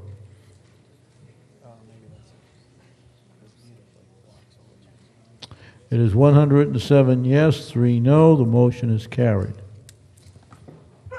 Bless you. Gesundheit. Could you repeat that count again, please? What's that? We want that entered into the records. Such a thing as over-accurate. Okay. Mr. Hill. that the town vote to appropriate the sum of $65,000 to purchase and install air conditioning systems in the media center at the Dr. Robert G. O'Donnell Middle School, including all incidental and related costs, and as funding, therefore, to authorize the treasurer, with the approval of the Board of Selectmen, to borrow the sum pursuant to General Law, Chapter 44, Section 7 or 8, or any other enabling authority, and to issue bonds and notes therefore. Is there any discussion? Dr. Rizzi. Of the school district's articles, this is the highest priority. We are now running a larger, more comprehensive summer school program in the middle school. The media center includes the computer lab and the server room. The air conditioning in the computer room section of the library has already broken down. The server room is not adequate, and since we are housing a more comprehensive summer school program in the building, and it is not one slated for replacement at any time in the foreseeable future, this was our highest priority, to install the AC in the media center complex, which includes the large section with the books, the computer lab that's adjacent, and the server room that is all a part of that complex. Any further questions? Anybody want to cut off debate? So made. A motion to cut off debate. All those in favor say aye. Aye. All those opposed? The motion carries to cut off debate. As this is borrowing, it requires a standing count on the record.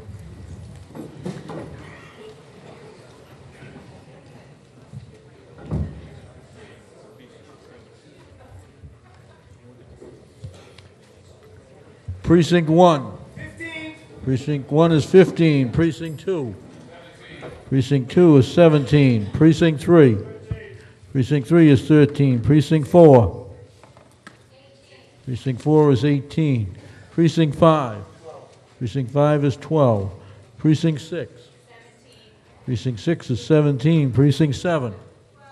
Precinct 7 is 12. Precinct 8. How many? 1? 4. I asked you to please keep it down. It's very difficult to hear people in the back. All those opposed, please rise. Precinct 1. 0. Precinct 1, 0. Precinct 2. 0 with 1 abstention. 0 and 1. Precinct 3. 0. Precinct 3 is 0. Precinct 4. 0. Precinct 4 is 0. Precinct 5. 0. 5 is 0. Precinct 6. 0. 0. Precinct 7. 0. Precinct 8. 0. Precinct 8 is 0. Well, let's see. What do we got?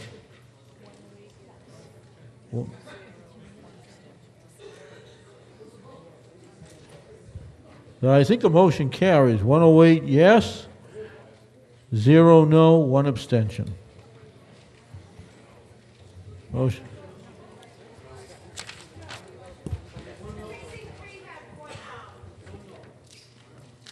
At this stage, they have 0. It's too late. I've declared the vote.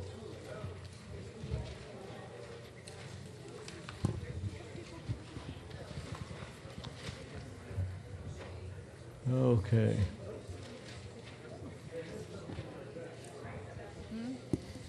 Article SP4. That the town vote to appropriate the sum of $75,000 to purchase and install an air conditioning system in the administrative offices at the Stoughton High School, including all incidental and related costs, and as funding, therefore, to authorize the treasurer, with the approval of the Board of Selectmen, to borrow said sum pursuant to General Laws, Chapter 44, Section 7 or 8, or any other enabling authority, and to issue bonds and notes, therefore. Is there any discussion? Dr. Rizzi.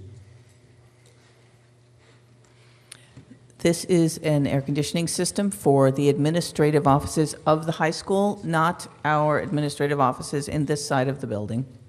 The present system is very outmoded.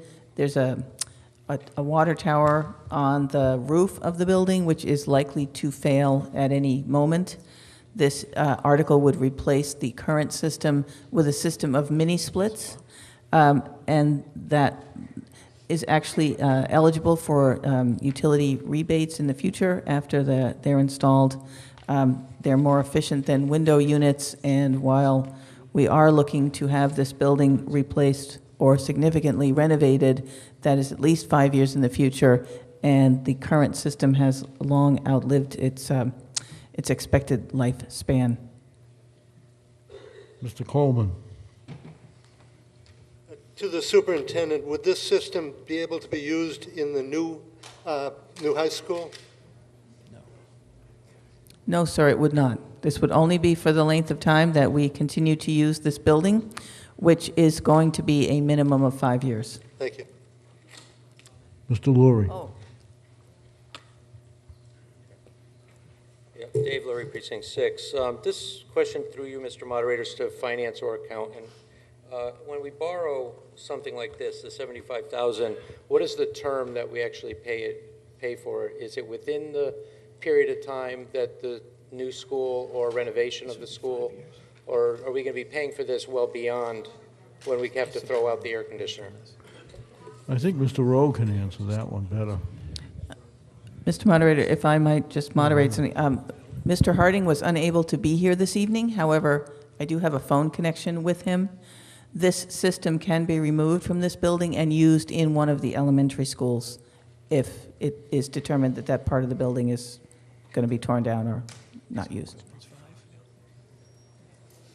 And Mr. Moderator, just in answer to Mr. Lurie's question, equipment would be 5 years. Yep. So, any further discussion? If not, I'm looking for that magical. On the motion to move the previous question, all those in favor say aye. Aye. All those opposed, motion carries. On the motion, so we have a record. All those in favor, please rise.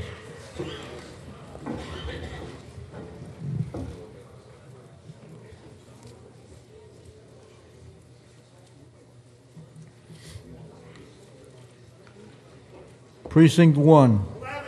Precinct 1 is 11. Precinct 2. Precinct 2 is 15. Precinct 3. Precinct 3 is 14. Precinct 4.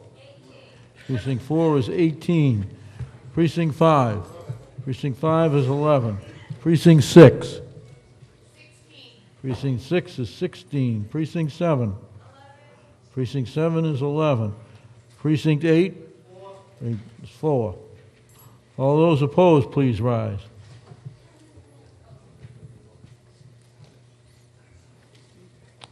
Precinct 1.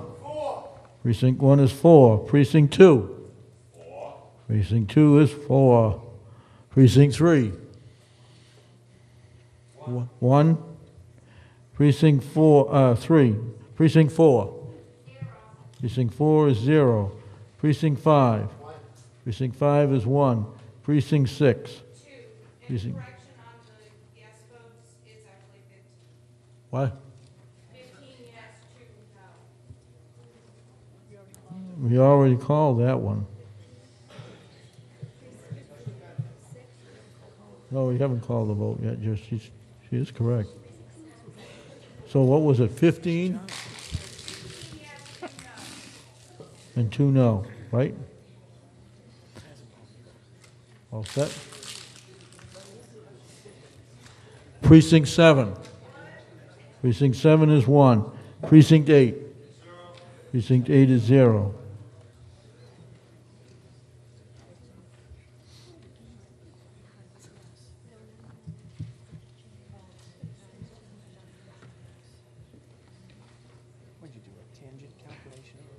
The motion carries 99 yes, 13 no.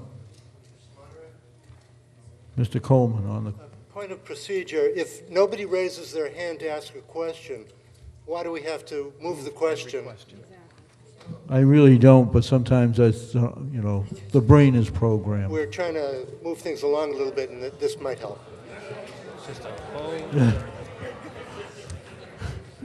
Thank you, ladies and gentlemen. Besides, we have to have somebody ask a question of why we ask the questions. Article 5, SP 5.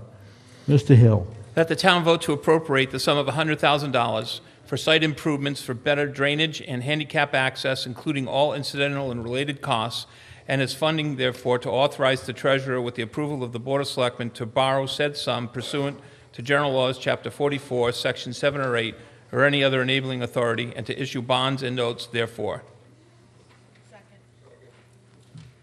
On the...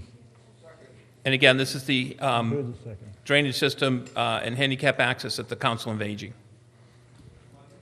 Mr. Hartman, do you want to say anything on that? Explain what it is, what the situation is. Just to remind people that for several weeks this past winter, due to frost heaves at the senior center, the major portion of the building was closed to the public because there was not a second means of egress. There are certain flaws that need to be addressed, including new concrete pads, expansion joints, and a better drainage system, and that's what this $100,000 will do. Any technical questions, I'm going to defer to either Mark Tisdale, the town engineer, or Paul Jaffone, the facilities administrator.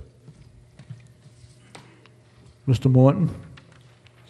I just have a question. The motion makes no reference to where. The title says Council on Aging.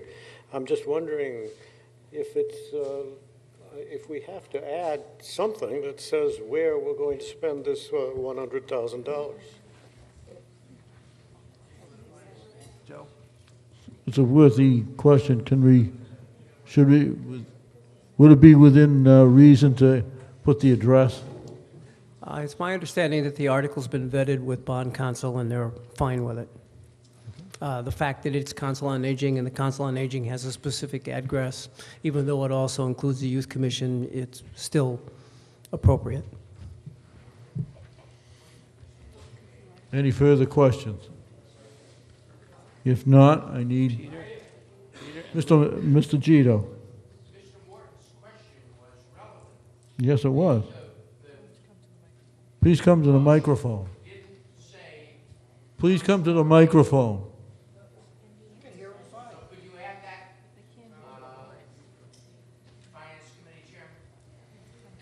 Mr. Morton. I'd like to ask town council through you if it would be advisable to add just to say at the site of the Council on Aging, it's such and such an address. Otherwise, this motion, as adopted by town meeting, just says we're going to spend money to do something, but it doesn't say where. He did. Well, the title of the article says where, but I have no problem if we want to add in after the words $100,000 for site at the Council on Aging improvements? Or? Well, I would add that to the motion. If the Finance Committee agrees, let's just add it to the motion. I have no problem with that. The question So was... is there a second on that motion? Okay, now we can go. And to add, even if it may become redundant, what is the addition? No.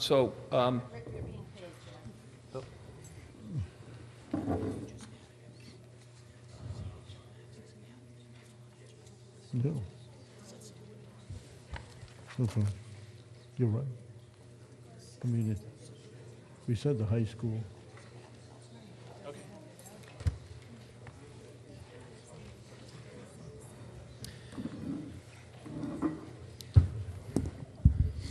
So on the second line of that motion, it begins as for better drainage and handicap access. I'd like to add the words at the Council on Aging.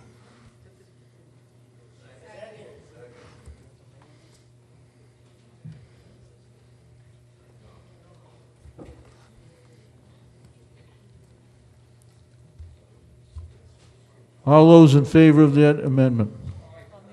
On the amendment. All those opposed? It's voted. Mr. Ventresco. I think I heard the town manager or somebody say that They had to close the Council of Aging down because there was only one way in and out. What happened to the other door?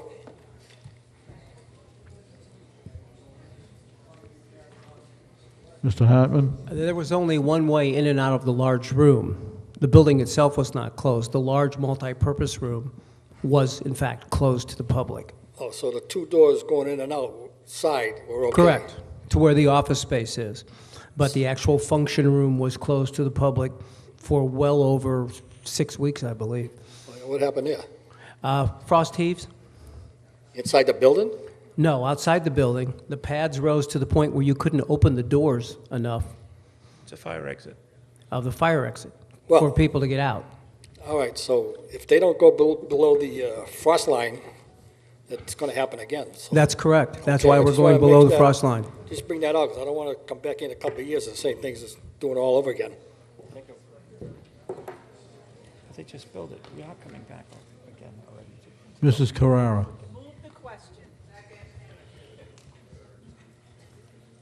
On the motion to cut off debate, all those in favor say aye. Aye. All those opposed, motion carries. On the vote, there's a borrowing. All those in favor, please rise, and the chairman take account.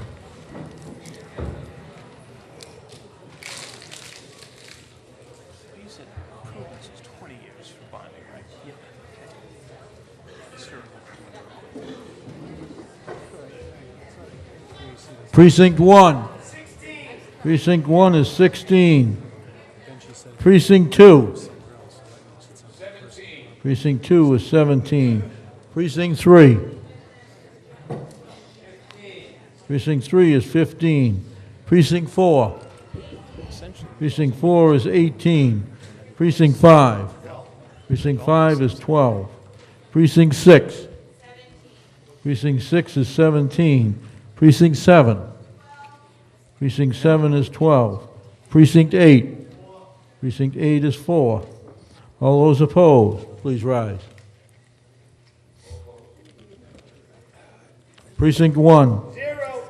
Precinct 2. Precinct 3. 0. Precinct 3 is 0. Precinct 4. 0.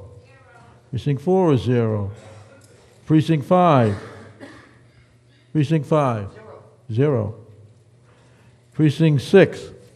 Precinct 6 is 0. Precinct 7. 0. Precinct 7 is 0. Precinct 8. 0. There's 111 for it, 0. I'm definitely certain it is approved. Motion carries. Oh. 111 to 0. What's that? I was just repeating the vote. Oh.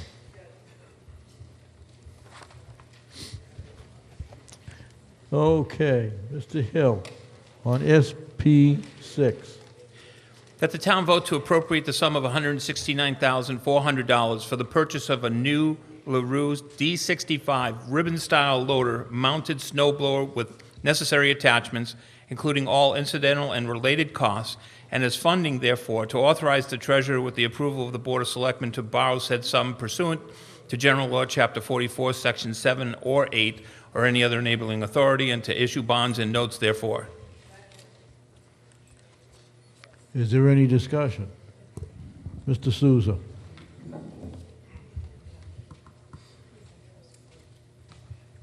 And how about Thank you, Mr. Moderator. I recommend town meeting vote for 2 of these machines. These machines do a great deal of work. We rented a lot of money through Taylor Edwards this year. If you people saw that machine, that was an asphalt machine. That was not the correct machine to do that work. I do use these snow blowers at work, and I recommend we should vote for 2 machines. They will do quicker work, faster work, and much better for the town, and they last over 30 years. Because at the end of the season, you wash them down, a little bit of waste oil, a little bit of diesel, spray them right down, put them inside the armory. They'll last for over 30 years. Thank you. They did read it. Yeah, I want to amend it. I want 2 of them, please. Out there. If you're making a motion like that, how's it affecting? Mr. Moderator, point of information. Yeah. I think we're expanding the scope of this article. I would say that is, because we have been warned for a certain amount of money. Right. Well, I don't disagree with the speaker, but I think the superintendent had actually said that they'd like to get one of these in, and then, you know, if it works great, then let's do another one. Mr. Cohen?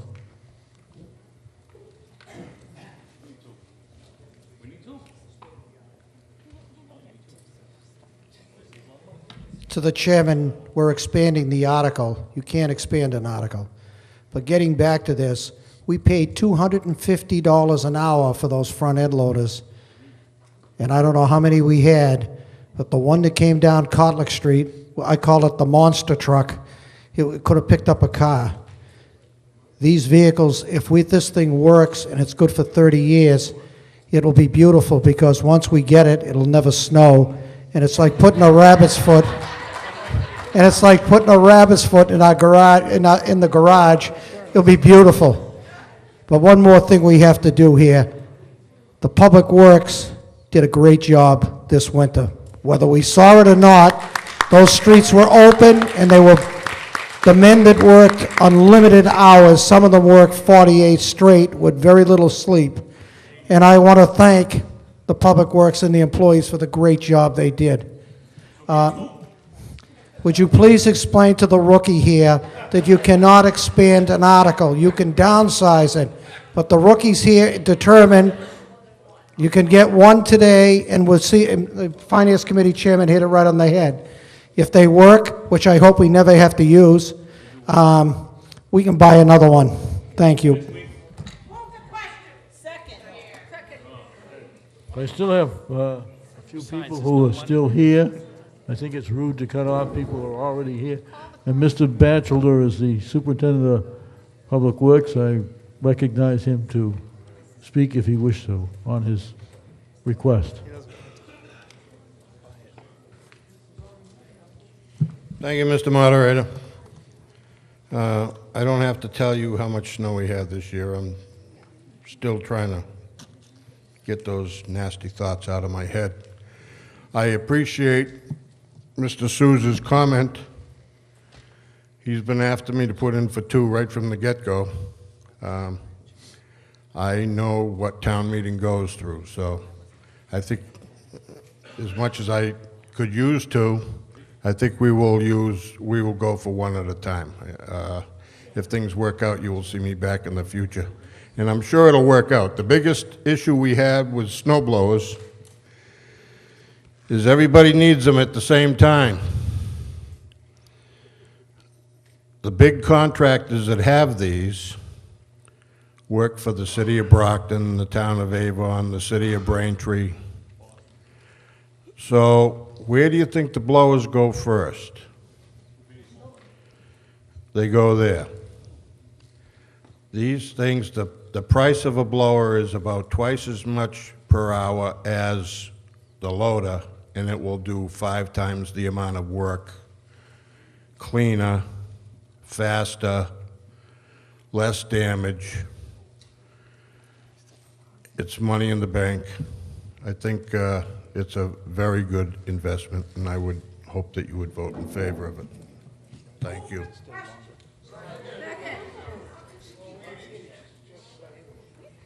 You know the procedure is to please rise. This one. One more time. Mr. Ventresco, you were there first, didn't you? And Eddie, go ahead. Just get up. just one. We don't need any more plowing for a while. Mr. Moderator, through to the superintendent. John, these were the machines that could operate as a snow blower, push the stuff into the trucks. Is that correct? Is that the machine we're talking about?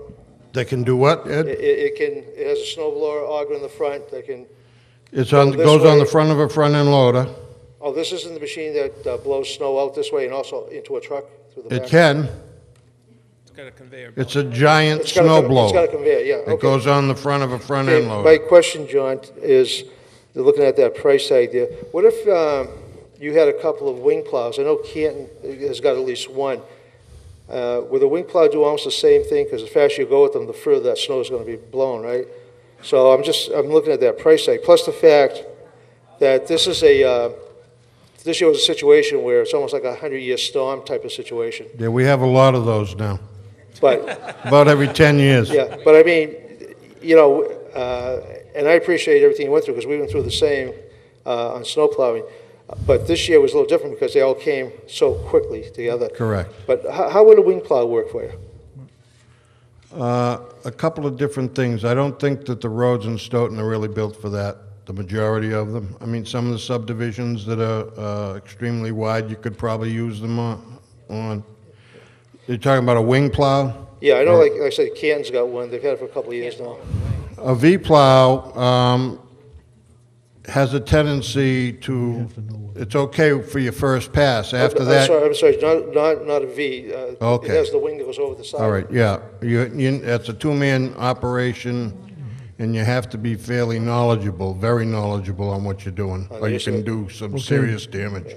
Mr. DeFilippo. As the state does, on occasion, you can see when they push back on Park Street, the hydrants that we go out and replace. Okay, thank you.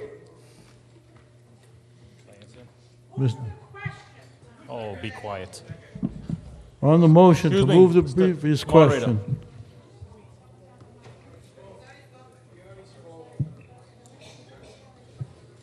I did. And Cynthia made the motion, and Mrs. Carrara seconded. On the motion to cut off the debate, all those in favor say aye. Aye. All those opposed, the motion carries. On the motion, this being a borrowing, we need to have a standing count. All those in favor, please rise.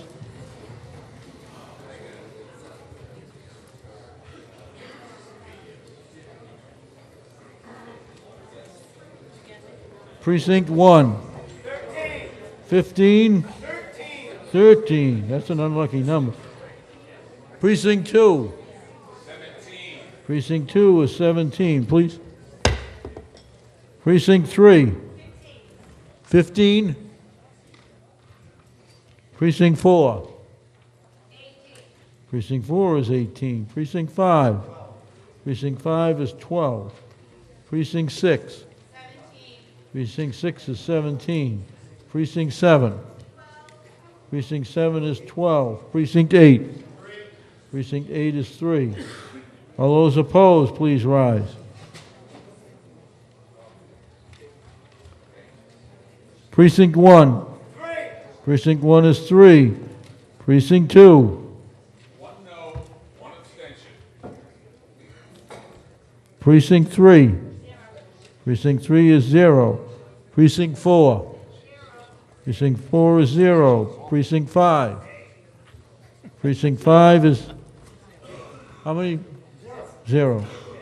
I hear too many people calling numbers out. Precinct 6. Precinct 6 is 0. Precinct 7. Precinct 6 is 0. 7 is 0. Precinct 8. Precinct 8 is 1. The number is...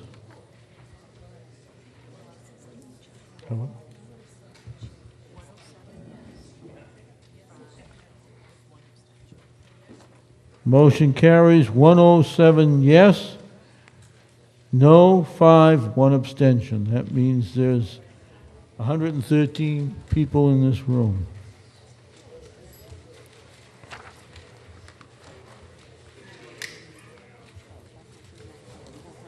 Now, Mr. Coleman, the term here is dissolved.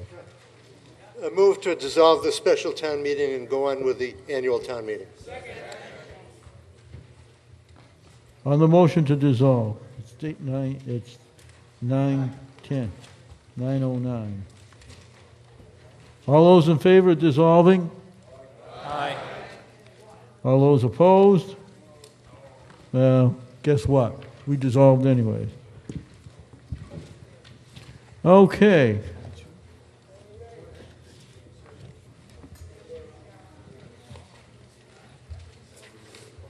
Incidentally, it was explained to me that we were doing this first so that future financing that is covered through the annual town meeting can be all worked together.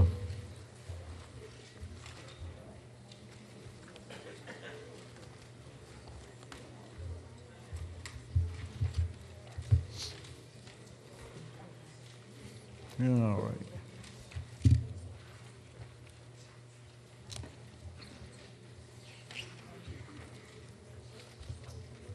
What's the City Hill subsidy? 91,995. Who was it I recognized for Article 2? No, there's no, Article 1 is the town election. That's over and done with. And town meeting does not vote on that.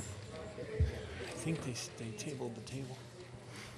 Ms. Patterson, on the motion that you made earlier to table the reports, just repeat it again.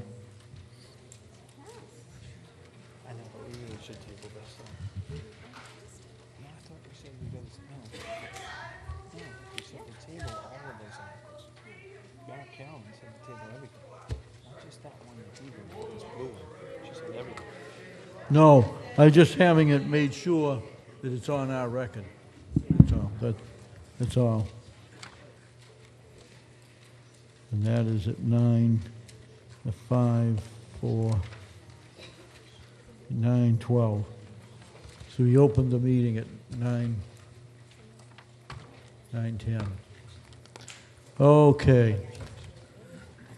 I got to reserve this time before we go into the real deep. Is there anything that the Finance Committee Chair would like to? No, Mr. Moderator, at this time. Okay. Article 3.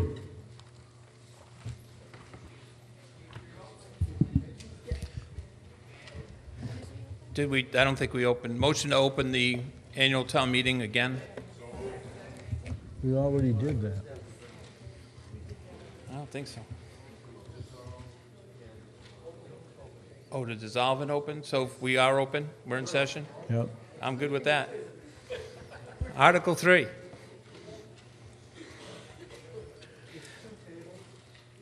Yes. Yep. Yeah. Receive all reports.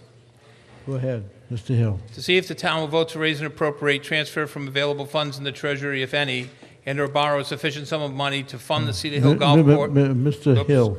Oops, sorry. That is Wrong not notes. the motion, that's the I article. know. That the town vote to appropriate the sum of $272,379 in the Cedar Hill Golf Course Enterprise Fund, and that to meet this appropriation, $272,379 be raised from fiscal year 2016 Cedar Hill Golf Course revenue. Is there any discussion? Mrs. Frankel?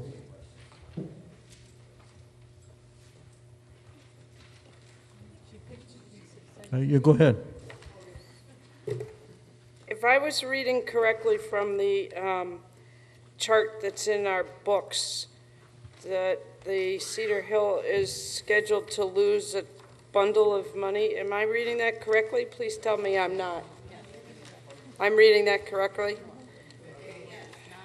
Page 9.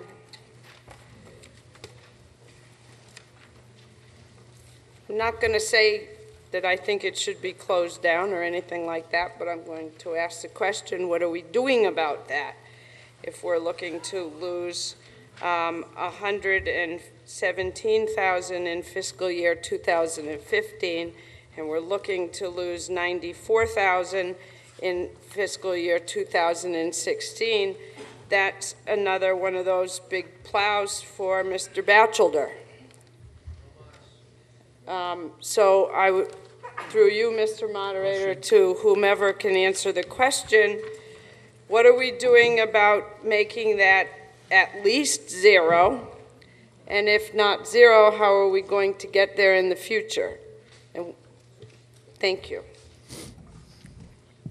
If I may, Mr. Moderator. Mr. Hartman. The course has been plagued by a lack of a concessionaire.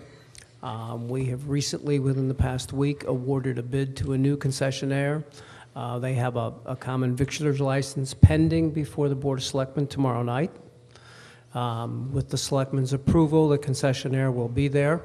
Golf course revenues have, in fact, while they have been higher than they were 2 years ago. They have not been what we had originally predicted because the previous concessionaire did not work out, and we have been without a concessionaire and basically not selling food since the middle of last summer. We expect that the new concessionaire will help turn things around. Mr. Coleman. Can I ask what the rent is that's going to go against this loss, if it's appropriate? Do you have a rental figure, an annual rental figure? I believe the concessionaire will be paying us approximately $700 a month rent.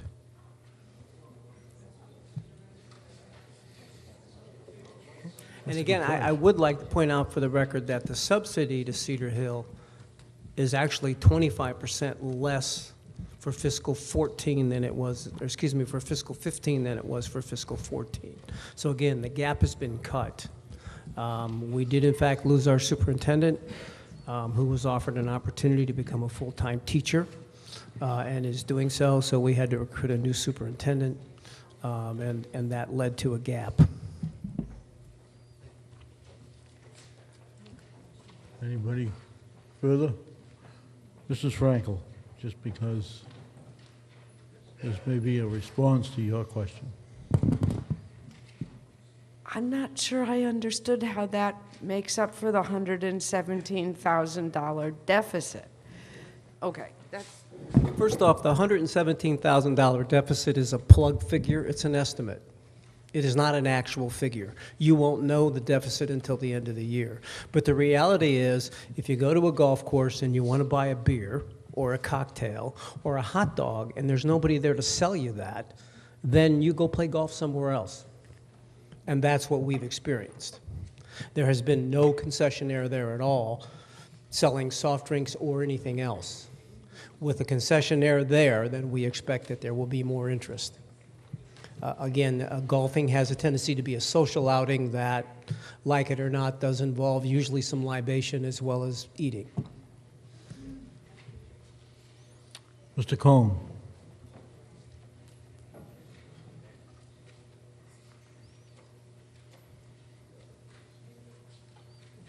Also, they turned the liquor receipts into one of our treasurer. Last year, they sold $50,000 worth of liquor. So they sold liquor. Their food was terrible. I went up there and had lunch. I'd never go there again. So you bet your life tomorrow night there'll be some questions answered before. And we'll send David up, Souza, to test the food out. He'll sure give you a good thing on this one. Thank you. Mr. Hill. Just very quickly, from the Finance Committee's perspective, we understand the concessionaire issue and the revenue stream there, but also consider that over the last couple of years, there's been a lot of effort to recover that course. It had fallen into disrepair and took a couple of years to bring it back. And I think that, Mr. Town Manager, I'm not sure if this is the year that you really think that it's ready for prime time, but once it's back in shape, the reputation starts to build again, and that's been our problem, is that the course was in very bad shape, and now they've done a lot of work to recover it. So that's just another strategy to bring the course back. Mr. DeFelice. What time? I'll meet you. Thank you, Mr. Moderator. How many times have we heard this song? For about 20 years now?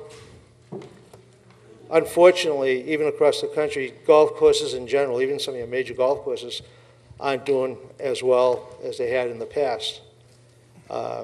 So to expect a small 9-hole course to recoup the deficiencies that the previous speaker spoke about is not realistic. Further, we're going to be asked to spend some capital on the golf course later on. I mean, at some point, you know, it's just like, I don't know, it's just like a boxer that's getting beaten up for 10 rounds. He gets in the 11th or 12th round, and finally they say, you know, it is a championship, but we got to throw the towel in. At some point, you know, I don't know, like Robert Durant said, no mas. I mean, we got to at some point stop the bleeding, and this, unfortunately, I guess it's a good idea to have a golf course, but, if it's bleeding us, it's not worth doing anymore. We had a pro, and I think he lasted 6 months, and from all indication, the guy was very well qualified, and he goes off to take a teaching job. So what does that tell you? There was no future there. So I think it's one of those things where you have to make a hard decision.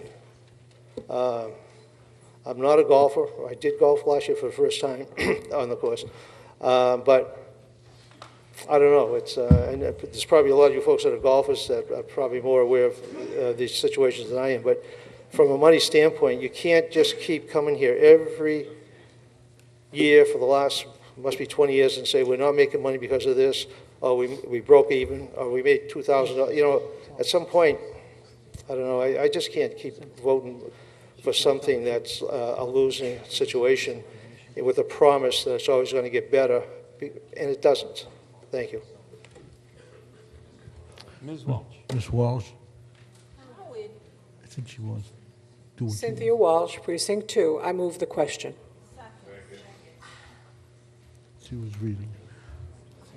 All those in favor of cutting off debate, say aye. Aye. All those opposed, the motion carries. This is not a borrowing article. I can take a voice vote. All those in favor say aye. Aye. All those opposed? No. I would declare it a vote unless there's 7 people who want me to take a standing count. I declare it voted on voice vote. All right.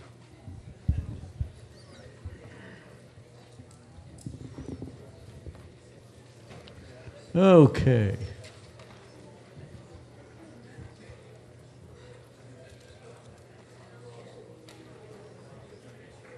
Okay, what time we got? 9:24?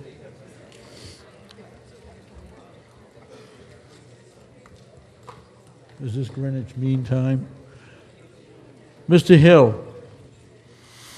That the town vote to appropriate the sum of $936,379 in the Public Health Enterprise Fund, and that to meet this appropriation, $501,604 be raised from fiscal year 2016 public health revenue, and $434,775 be transferred from the Public Health Fund retained earnings.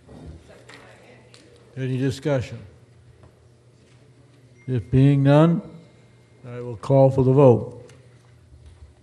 All those in favor, say aye.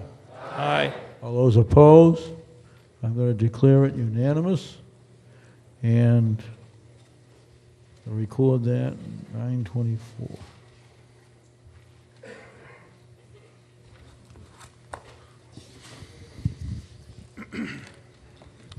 Article 5, Mr. Hill. That the town vote to appropriate the sum of $5,760,160 in the Water Enterprise Fund, and that to meet this appropriation, $5,685,449 be raised from the fiscal year 2016 water revenue, and $74,000. Water Department. Sorry. Why don't we start again? Can we vote on that one? I have different numbers. Recommendation that the town vote to appropriate the sum of $6,277,189 in the Sewer Enterprise Fund, and that to meet this appropriation, $6,089,068 be raised from fiscal year 2016 sewer revenue, and $188,121 be transferred from the sewer fund retained earnings. Any discussion? Therefore, on the vote. All those in favor, say aye. Aye. All those opposed? No opposition. I declare it unanimous.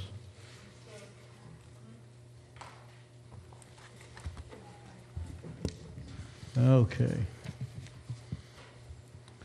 On Article 6. As previously read. Yeah. That the town vote to appropriate the sum of $5,760,160 in the Water Enterprise Fund, and that to meet this appropriation, $5,685,449 be raised from the fiscal year 2016 water revenue, and $74,711 be transferred from the Water Enterprise Fund retained earnings. Any discussion? Did I hear somebody say? Mr. Gito?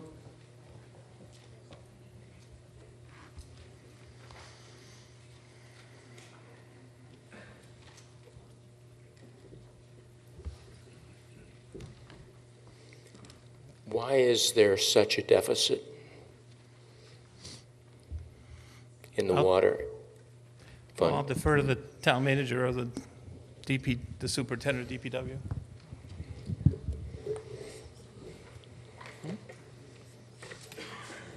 We did. Isn't that it? It's in the motion. It's my understanding that it is the continuing obligation for the town's buy-in to the MWRA, but I've asked John to come down to explain it further. Well, we certainly do need to do that, or we turn off the faucets. Right.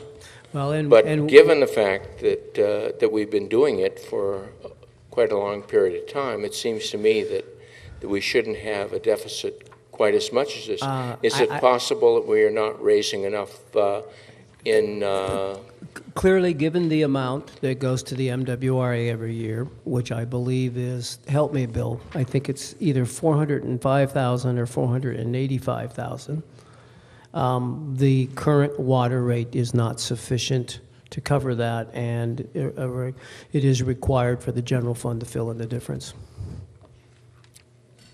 This has been going on for some time. Is it possible that we should be raising our water rates a little bit? I mean, I don't know, it just seems to me that... Water rates are set by the Board of Selectmen, acting as the Public Utilities Commission. They set them in an open meeting. They seek input from the public. Mr. Rowe comes in every year with a series of recommendations, and they vote on the one that they feel is most appropriate. I believe, in fact, that the board is getting ready sometime either in the month of May or at a meeting in June to review the water rates again. But the reality is that you would see it's my understanding, you would see a rather steep increase in water rates if the intent was to fully cover the cost of joining the MWRA. Maybe going partway there would be a good idea. Mr. Rowe. Thank you, Mr. Moderator. If you would turn to page 89, which is the detail of the enterprise, the biggest thing is the debt service. John's been, we've been replacing a lot of water mains in town, and we did get $4,480,000 from the MWRA, but we had to borrow the whole thing, and that's payable over 10 years. It's interest-free, but it's still $448,000 of principal each year. We authorized another $2,506,000 last November. So the water mains debt service replacement, that's been the biggest. If we went from our total debt service went from $1,251,000 in 14, $1,315,000 in fiscal 15. The budget for fiscal 16 is $1,637,000. So that's probably the biggest factor of the Thank you. change. If I could add to that. Mr. Batchelder. Over the past several years, not only the MWRA, but we've refurbished 2 tanks. As Mr. Rose said, we've done over $5 million in restoration of water mains, with more to go, because over the past, I think it's been since 2.5, the system has been neglected. And it's one of those deals is like the oil filter, you pay me now or pay me later, and this is where we are. The problem is that we go before the board every year And as was stated, Mr. Rowe gives a number of different options. Generally, to break even, we're somewhere in the vicinity of probably a 30% increase. The people that are voting for this are the Board of Selectmen. They count on you voting them back in. And I'm certain that they're trying to think of the best for all the residents in town, which would not be a 30% increase. I understand that. We do what we can with what we got, and the rest of it ends up coming out of the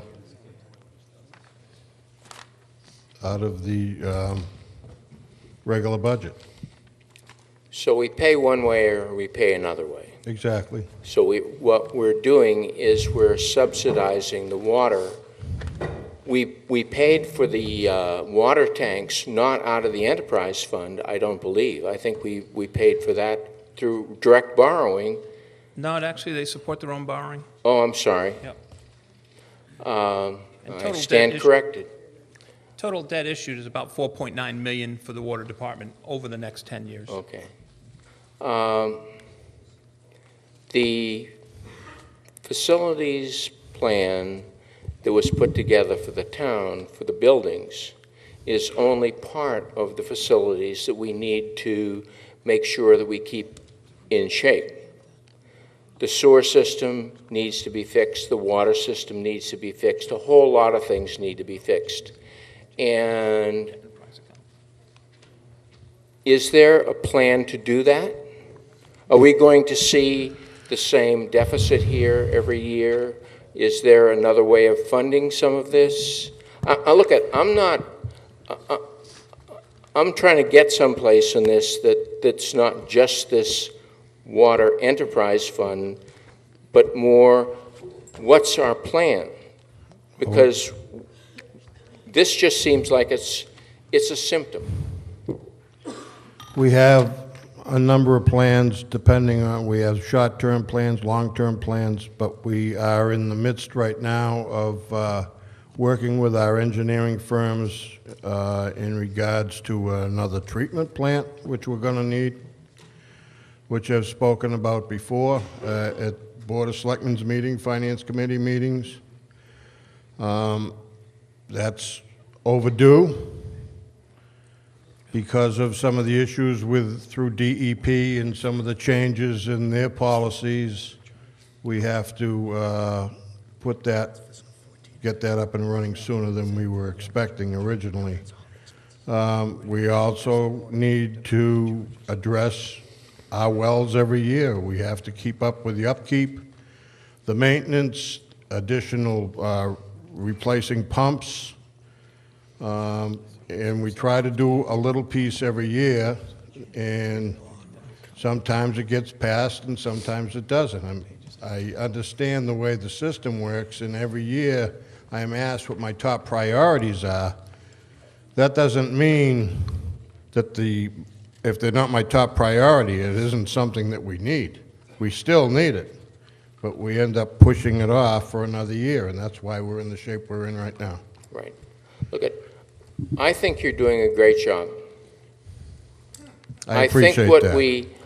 I think what we need to do, though, is get a better handle on what our long-term expenditures are going to be in these areas. And I think you're trying to do that. It would be nice to be able to see that.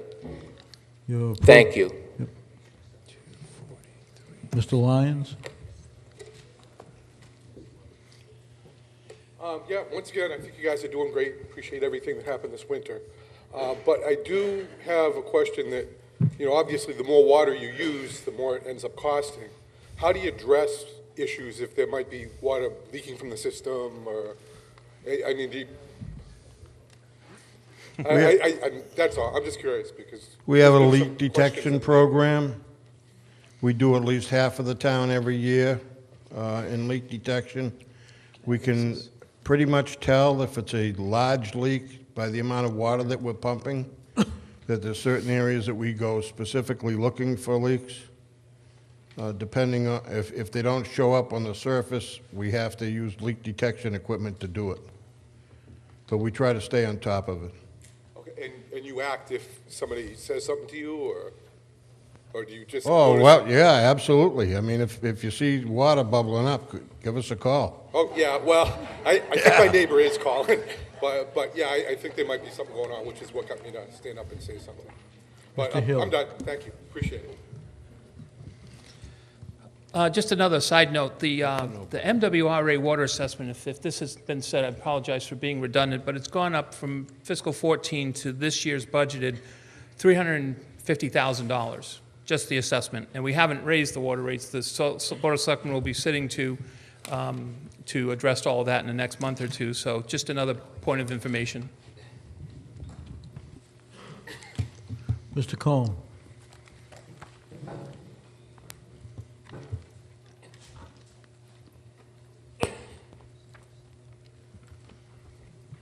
A lot of people don't know about the brown lawns. When we didn't have any water, we couldn't expand our building because we didn't have any water. We couldn't put water on our lawns certain days. It took us long enough to join the MRRA. We delayed that for 10 years with chlorine and everything else. If we joined the NRRA when we were supposed to, the rates would have been a lot cheaper. Don't forget, we had to pay Canton how many millions of dollars to go through their town? 2.8? A lot of money. The bottom line is, and believe me, I love to water my lawn, and I got an $800 bill. My wife almost killed me. She told me to take the hose and cut it. But that's beside the point. The bottom line is, without water, we can't survive. And if we have to raise the rate, if you think I'm going to raise a rate on you of 30%, you're crazy. I won't do it. If we got to find other ways to get money, and I'm just saying to you, we try to make it as easy as possible. I'm the new guy, but I rest assure you, I'm not going to give you a 30% rate. Oh, I'm the rookie, he's the. But I'm just saying to you, don't forget the days when we didn't have water here. And the brown lawns come up. I remember them quite well. Thank you. Mr. Gator. Dennis Gator, Precinct 3. Move the question, please. It's all in favor of cutting off debate. All those in favor of cutting off debate, say aye. Aye. All those opposed, the motion carries. On the motion, if it don't appear unanimous, I'll take a count. All those in favor, say aye. Aye. All those opposed, the motion carries. It is now 9:38, right? What time you got? Ah.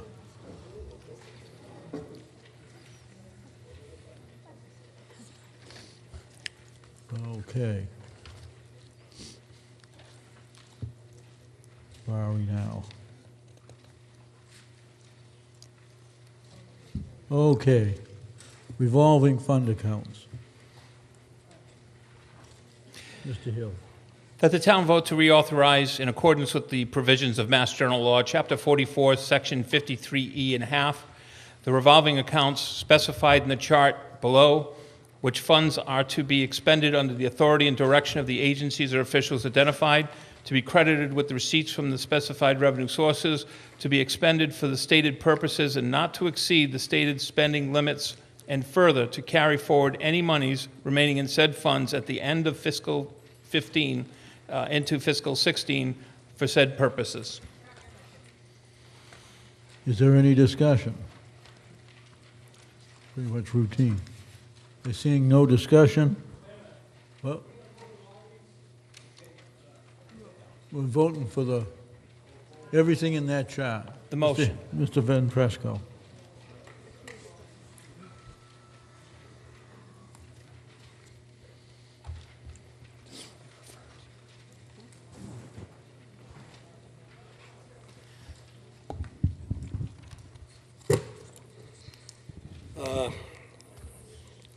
I have a problem with some of the wording on community events.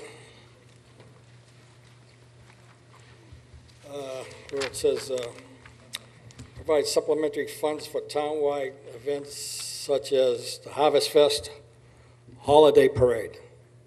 What does that mean, holiday parade? Are we having a holiday parade of lights, holiday parade of hookers, or are we having a holiday for Christmas?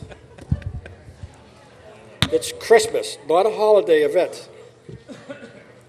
I would like that wording changed, because I'm sick of going every couple of years to the events committee to keep it at the Christmas parade. Since the day this was started like 30, 40 years ago by Jim Callahan, it was the Christmas parade, not the holiday parade. Christmas is celebrated the whole world in a Christian community, and President Grant, after the Civil War, he declared Christmas as a national holiday to unite the people. And that's what Christmas supposedly does, not this holiday parade. So I'm requesting that holiday parade be changed to Christmas parade. Mr. Cohn.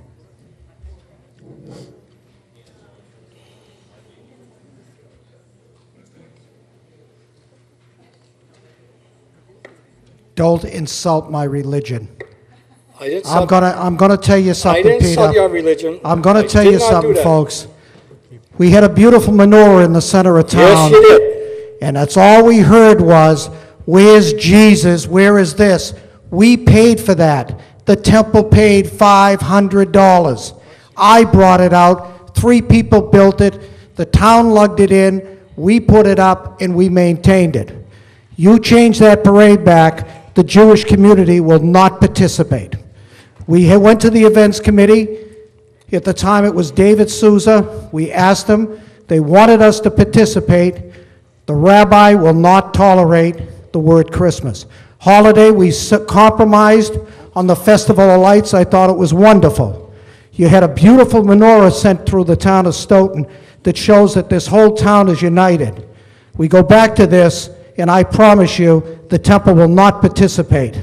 And I'm on the board of directors of this temple, and I'll urge them, we'll put the 2 menorahs out in front of the temple. That's where they'll go.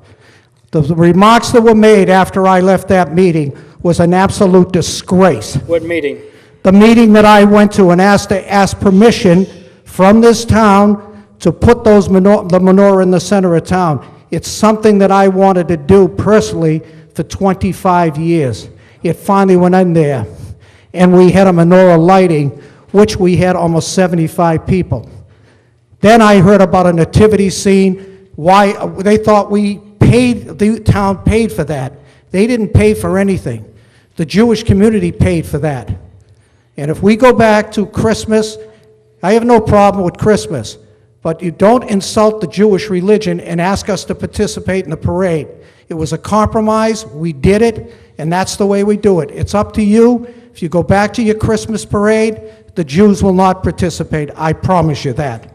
Thank you. All right, just a minute, Mr. Cohn. When you first talked about that, I talked to you and I said I thought it was a good idea. Do you remember that? I didn't say anything derogatory about you putting a menorah there. I thought it was a good idea. Peter, But Peter, after I left that meeting, I we wasn't- talked about I putting wasn't at that something in the meeting. town center. That's what you talked about, Peter.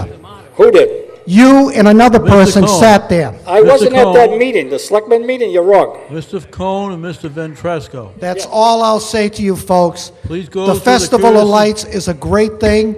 It Please unites go this through- town together. Mr. Thank you. Cohn, we're now pretty close to done. That's what the buzzer is coming on. Pardon? My timer is working here. 5 minutes. 5 minutes is already over. Well, he took my 5 minutes. And you're now getting into personalities. That Well, is I what- didn't bring up personalities. All I know is, for 30-some-odd years, it was a Christmas parade. It was started as a Christmas parade. That's And I fine. think it should be that way. And I'm not saying anything about the Jewish religion. Every time there's a festivity down there at the temple, I'm there. Okay, enough of that. Mr. Souza. Thank you, Mr. Moderator. As a former member of the event committee, this was not We're not taking away from Christmas. We are not taking away from Hanukkah. To be politically correct in today's world, I wish everybody Merry Christmas and Happy Hanukkah. I hate the word holiday. I don't call it a holiday tree. I call it a Christmas tree, and I call it a menorah. If people tell me they call it a holiday tree, I'm going to say it's a holiday menorah. But it's not about religion. It's about uniting this town as one. That's why they became the Holiday of Lights, to get this whole town involved. I know you're upset, Peter, but you know what? It is what it is. We got to make this town one, and I'm sorry. Thank you.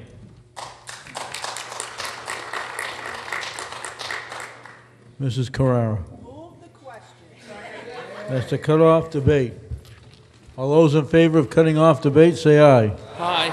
All those opposed? Motion carries. On the motion,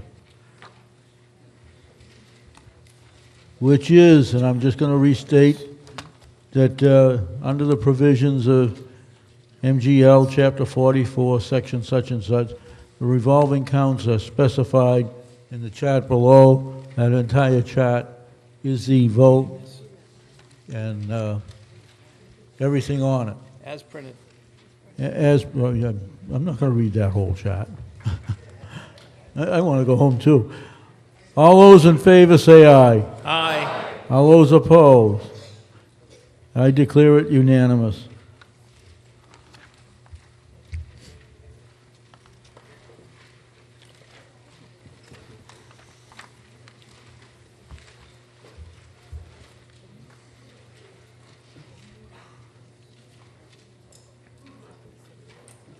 Mr. Rowe, I'm going to ask, is any Miss- requests for any supplemental funds? We Mr. move to dismiss Article 8. On the motion to dismiss, all those in favor, say aye. Aye. All those opposed? Good.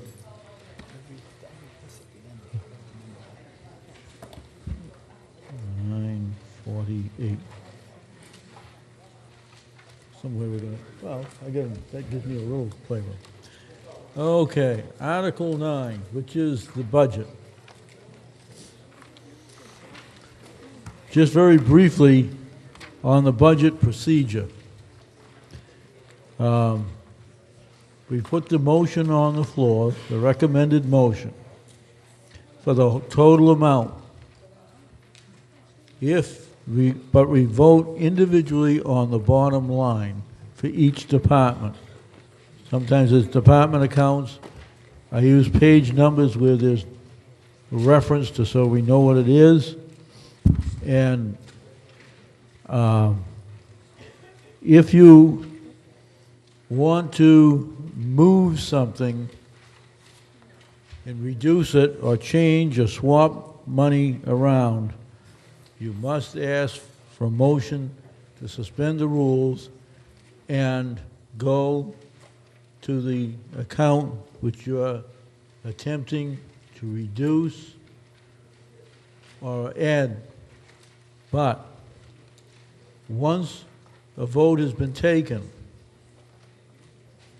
you cannot revisit that same account for anything. It's fixed. That's briefly. If we need more help in doing that, that's fine. But at this point, that's the basics. I usually read the title of the account, the page number, and the chairman of the Finance Committee reads the dollar amount. Mr. Hill, on making the initial motion. Did you want me to read a motion? Yeah, the basic motion, and you don't have to read all, just in transfers from, it's just so that we can get an idea. Part of this is being recorded is So that the town vote to appropriate the sum. The sum. Well, we don't want to read that number, though. Why? Well, because then we could take a vote on it and we could pass Chapter 9. Well, no, this is just the motion, and we're going to play around with that number after we get started. Okay. That the town vote to appropriate the sum of $86,068,689 for the maintenance and support of several departments of the town, and that such sum to be expended only for the purposes described in the 2016 budget as printed in the warrant, and further, that to meet this appropriation, the following sums be raised, as printed in the warrant. Raised or transferred. as printed. Yeah, as printed in the warrant. All right, that counts as, now, we'll go, I did hear a second, and that means it's 9:50 we start. I don't know. All right.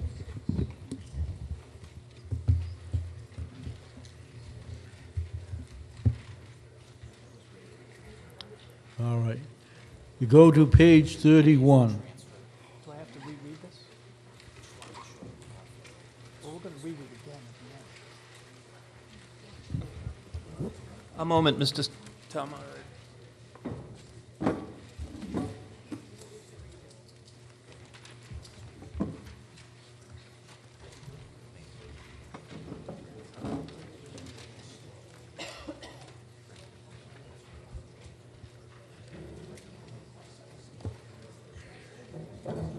Just want to show you. You want to see what I'm doing. You just, I do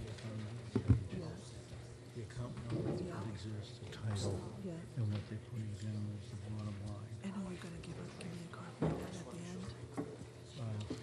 Actually, I should have you make a copy of it.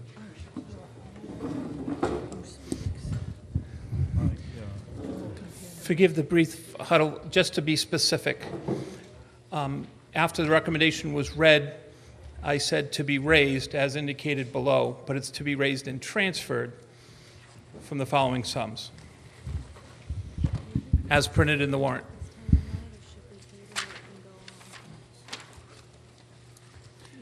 I think after we get through these ones that are almost all debate, to get them out of the way.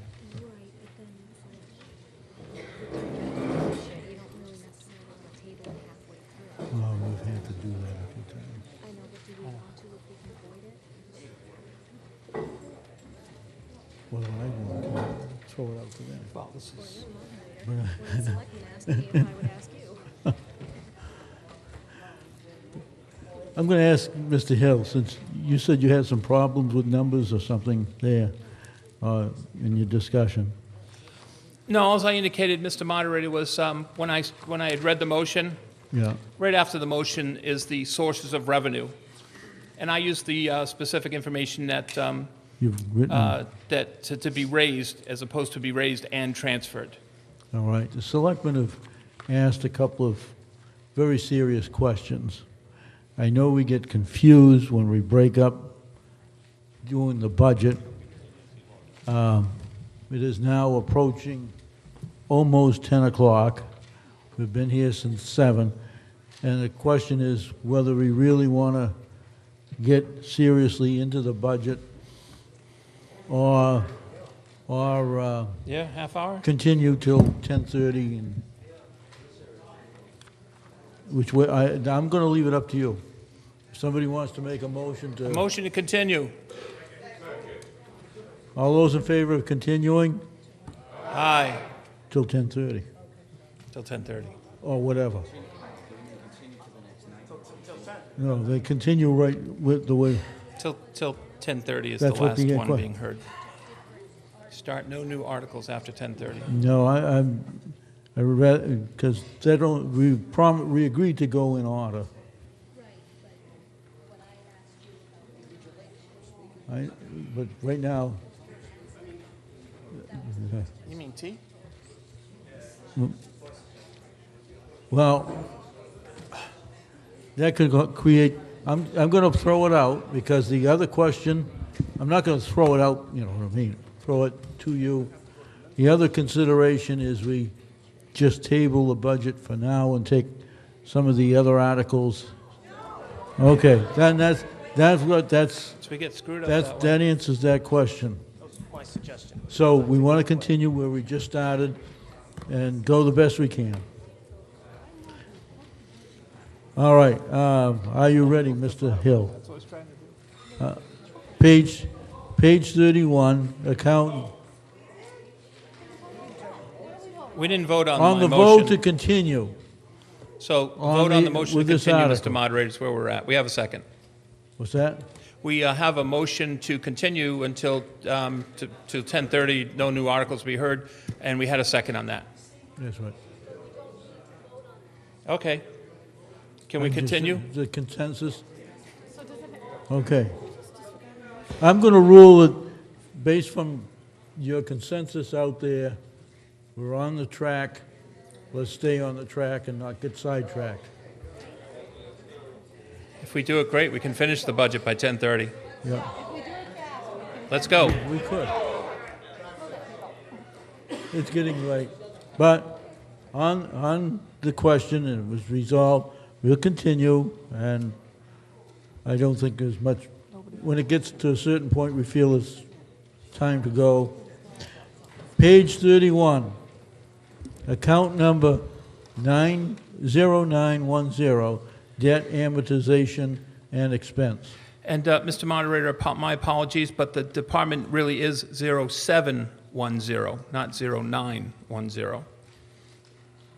And the amount is $3 million. The department number is on the same line as the debt amortization and expense title over to the right. Mm-hmm. The amount was $3,800,675. What did I say? It's 0710. I got to start writing bigger here. 0710. Okay. On the dollar amount, is there any discussion on debt amortization and expense? I see none. All those in favor? Aye. All those opposed? As presented without debate. Page 31, account, is that 0909? That's correct. Health insurance, dollar amount. $8,658,700. Any discussion? On the motion. Mr. Linehan, quickly. Well, whatever time you want to take. I shouldn't say that.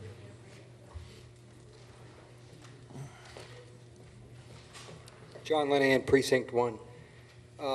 We just got the schedule for health insurance for the teachers, my wife being one, and I compare it against our health insurance we have at the zoo, and it's a world of difference, literally a difference of $1,000 a month. I don't know why there would be such a big discrepancy. This is with HMO Blue, and comparing against what the town has, which is Blue something. But I know we negotiate hard every year, but I don't know if we reduce the number of insurances that are available to town employees, but we are paying a lot of money in insurance. And maybe it's because of lack of competition bidding for our business. You know, I don't profess to be an expert on this, but I know we're paying a lot more money than, I can't afford to switch insurance to the town. And I know that the town itself is paying a lot more than we are as a company, and it's at the same percentage breakdown. So something to look at, you know, in terms of, I think there were 3 different insurances offered as opposed to 1 in my smaller organization, but there's a huge difference. Mr. Hartman, could you explain any of that?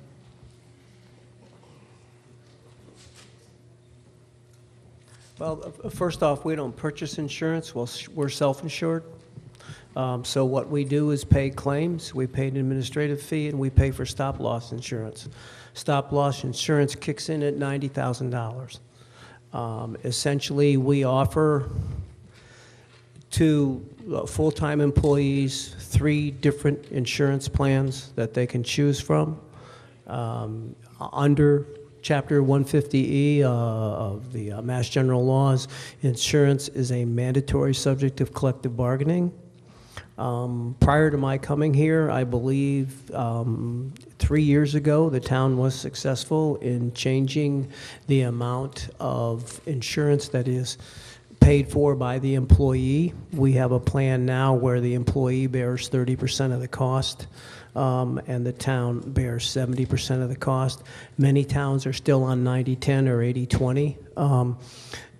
Our insurance rates themselves are only going up 2.5%.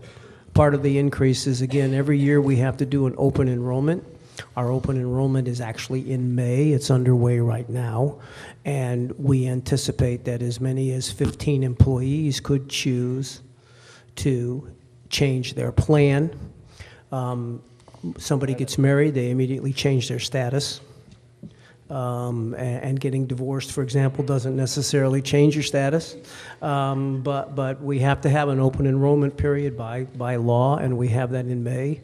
And so when we prepare the budget, which again is prepared in November, we anticipate that we could see as many as 15, not necessarily 15 new employees, but 15 changes. And that's partially what drives the figure. Any other questions? On the amount for the health insurance, to page 31, account 0909, health insurance, $8,658,700. All those in favor say aye. Aye. All those opposed? It's voted.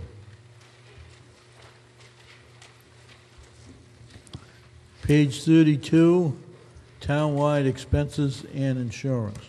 And this is Department 910, Mr. Moderator. This is 910? Or is that 0910? 0910. What's the dollar amount? $1,305,000. I heard that. All those in, oh wow, I'm jumping the gun. Any questions? If not, all those in favor say aye. Aye. All those opposed? The motion is carried. Page 32, account number 0913, unemployment expenses. $30,000. Any discussion? Oh, thank you. Any further discussion? Then on the motion for $30,000 for unemployment expenses, all those in favor say aye. Aye. Motion carries.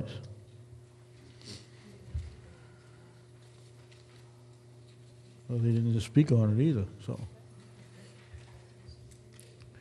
Page 32, account number 0911, retirement contribution. $4,030,000. Any discussion? Mr. Martin.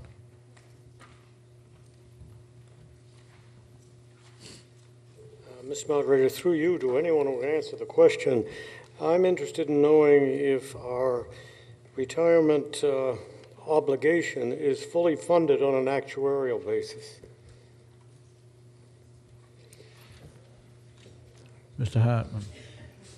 It is not fully funded. We are in a plan to become fully funded by, is it 2022 or 2024?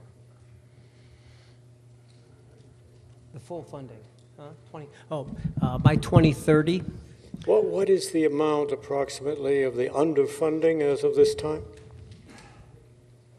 We don't know that number. We could get the number from Norfolk County. Again, we get an assessment from Norfolk County. And I guess to explain for the benefit, any employee who's been hired within the past, say, 10 years is totally self-funded. There is no town contribution. And the example I'll use, and don't take it personally, John, but I'll use John Batchelder, who's been with the town for more than 40 years. He pays a percentage of his salary towards health and benefit coverage that is less than half of what a new employee pays today. Is this a defined benefit plan, or is it more like a 401k? No, it is a defined benefit plan by state law. It is a PEER Act plan. There are a series of them in the state, and we must, So when you say it's fully funded based on... The unfunded liability is $48 million. I'm sorry? Rick has got it from their website. Our unfunded liability is $48 million. Just one further question, or maybe more. When you say it's fully funded for new individuals, you are saying it's fully funded, since it's a defined benefit plan, it's fully funded based on certain assumptions of inflation return on investment, and so on. As is true for any defined benefit plan. But if those assumptions prove false, that's still a general obligation of the town to make up the difference. That is true. Okay. And the funding target, when it's fully funded, will also include the cost of health benefits for the retirees? No, it will not. That's OPEB. Our health benefits, we actually have two programs. We have a health benefits program for retired teachers that is actually paid for on the cherry sheet. That is one percentage, and then we offer retiree insurance for our retirees that is part of our plan. And that is, in fact, paid at a different percentage. Those are OPEB benefits and are not included as part of the pension. They are, in fact, a liability. You're correct there. Yeah. But they're not included in this number. Has I it- think our unfunded liability for OPEB is $22 million. Does that sound right, Jamie? 122. Oh, sorry, 120 million. So the cost per year currently of health benefits for retirees, do we have that number? The cost per year? Yes. First off, we require our retirees to go into Medicare. So Where is that in the budget? that is part of that number that is currently being reviewed. That is part of that. Of the 4.8 million, or of the million, we expend approximately, about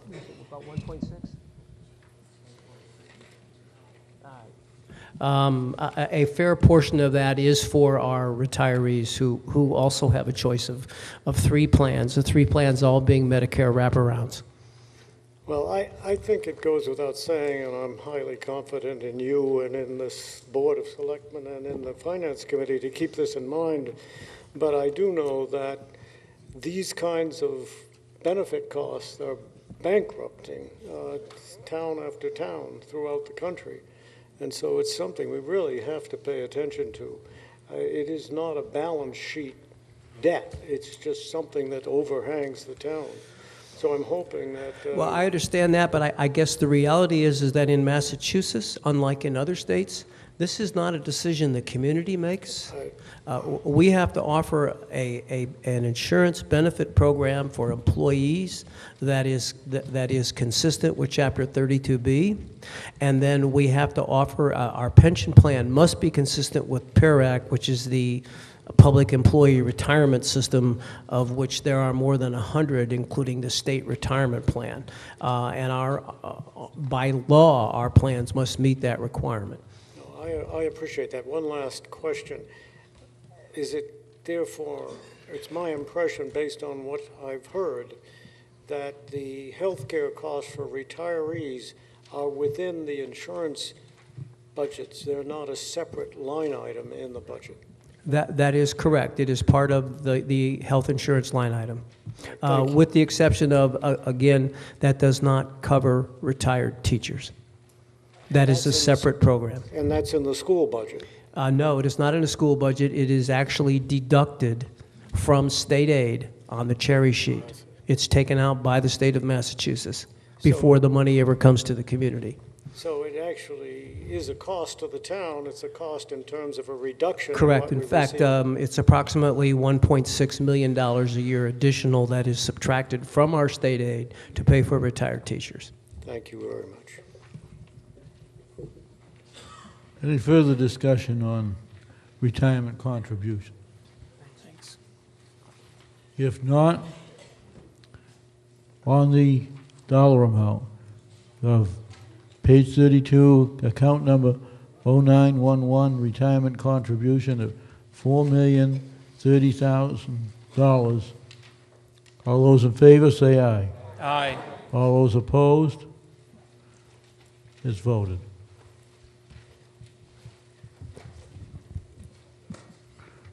Okay. Page 33, account number 0123, town manager.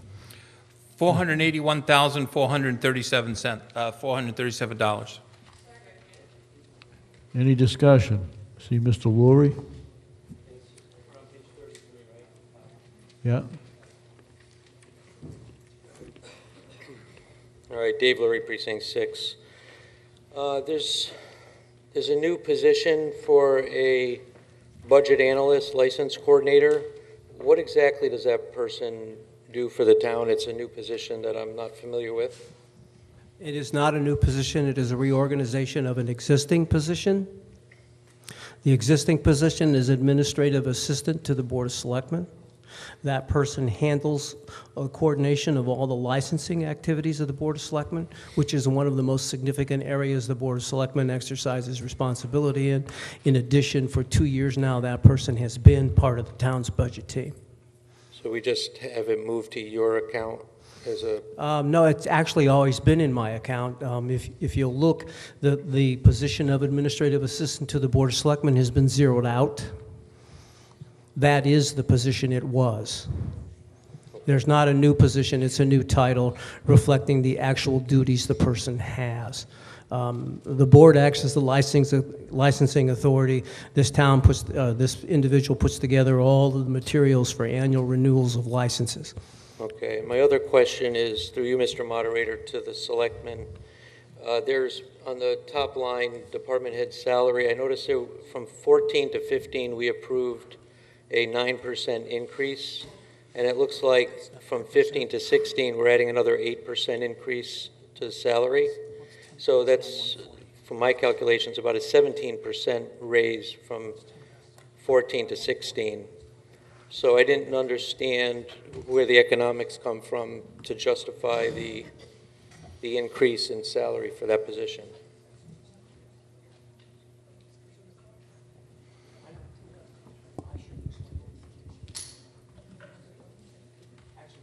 Mr. Recupero. I'm sorry, could you repeat the question? Yeah, I noticed in the town meeting approved the 2014 salary for department head salary.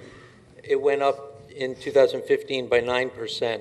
And it looks like we're asking through FinCom to approve another 8% increase.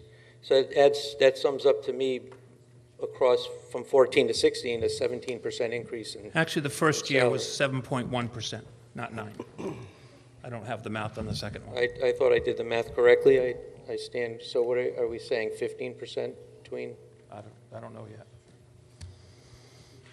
Is that a standard growth of that position in terms of what the state of Massachusetts says this is where you need to be for salary increases? Well, I don't know that there's a standard. I can tell you this. The Board of Selectmen did adopt a new contract extension for the town manager last year, going back to around a year ago this month. There is in that contract an annual raise that was commensurate to his prior contract. In addition, there are annual bonuses, if I can use that word. It's an adjustment otherwise based on performance, anywhere from 0 to 3% based on satisfactory performance or above.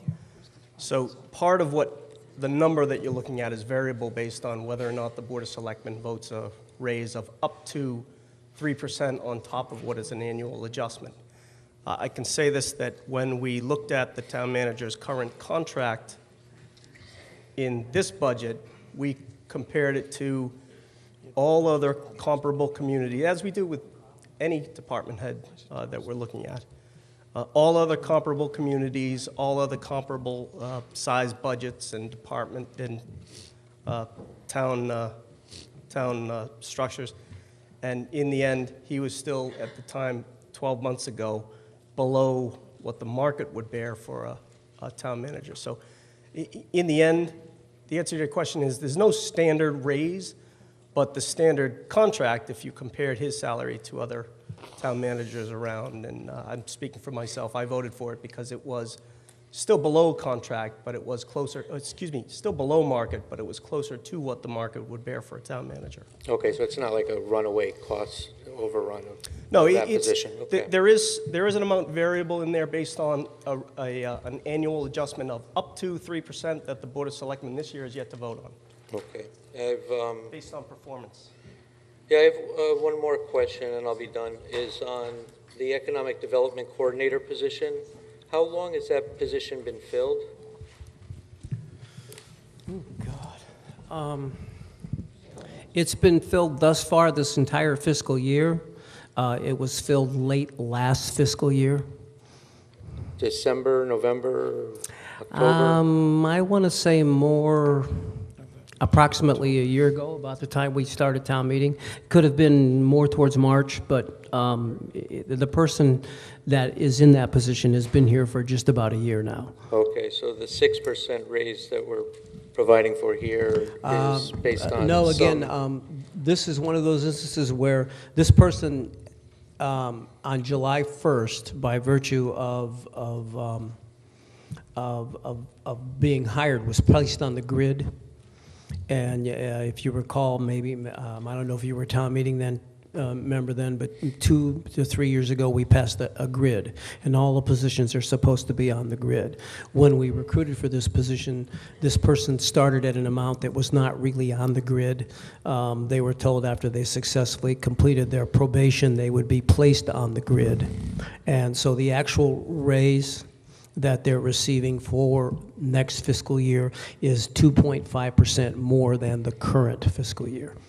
All right, and is there any kind of measurement that you're Mr. Laurie, you're not past my you're well past 5 minutes. All right. Thank you for your generous extension on those questions. Thank you.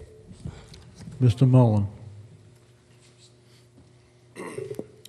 Bob Mullen, Precinct 2. I want to ask the same questions, but I want to kind of refer to page 1, talking about the projected FinCom fiscal 2016. On page 1, I'm assuming if we vote all the projections are based on all the FinCom's recommendations. Is that correct? It's a balanced budget. It's a balanced budget, okay. So that means if we vote all these recommendations, we're going to be increasing the taxpayers' property taxes by 2.5%. The max on the... Well, according to the assessors and the vote of the Board of Selectmen, yes. Okay. No, I always hear the selectmen say it, everybody else says it. It's town meeting that raises the taxpayers' taxes. It's not. I mean, if we destroy this budget, then we're not going anywhere. I mean, we have to kick it all the way back. I'm just saying that town manager presents his budget, the Board of Selectmen does this thing, massages it, they pass it to the FinCom, they do it, and it comes to us. So those 3 groups are increasing our taxes. Just want to make that clear to the people watching TV. It's not town meeting. We're kind of put here and say, what do you do with this? All right, I just want to express my displeasure and dissatisfaction with these budgets, because a lot of these salaries, increasing our taxes by 2.5% and giving out 8% or 6% pay raises is not fair. Not fair to me, and it's not fair to the people I represent in my precinct, in my street, my neighborhood. That's all. Thank you. Mr. Ural.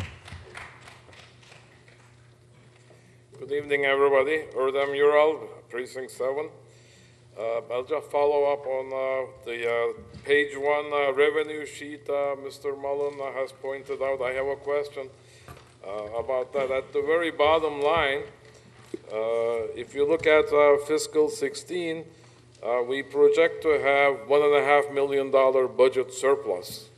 So I think that belongs to fiscal 15, because fiscal 16 tax rate has not been set yet.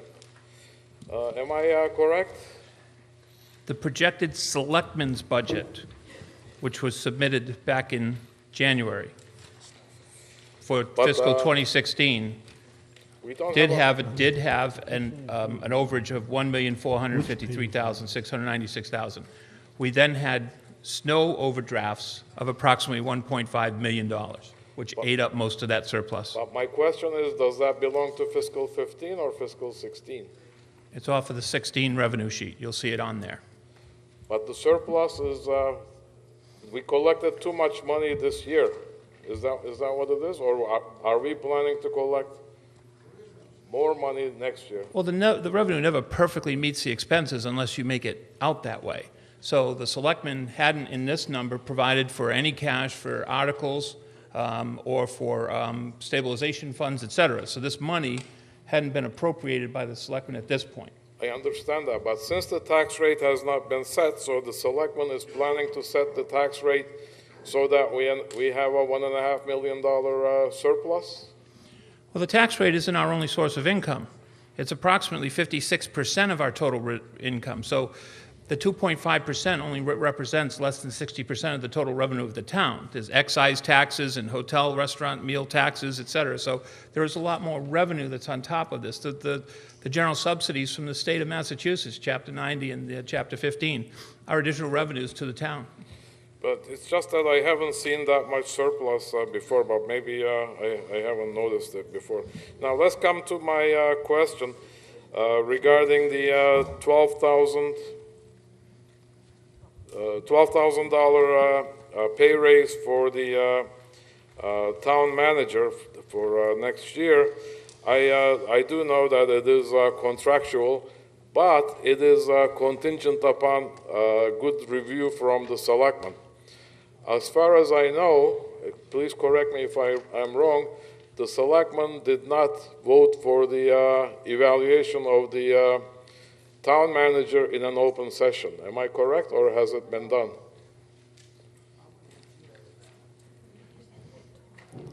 Mr. Recupero. I think this is personal. That's correct. Correct that it has been done, or correct that it has not been done? Yes. I don't think it's funny, Mr. Recupero. I'll answer your question, but I think you heard me earlier because I answered your question earlier when I spoke earlier. You weren't listening. But here's the answer. There is 3% variable based on performance that the Board of Selectmen has not yet voted on. I said that earlier. You could have listened to it earlier. So when will the Board of Selectmen be voting on that?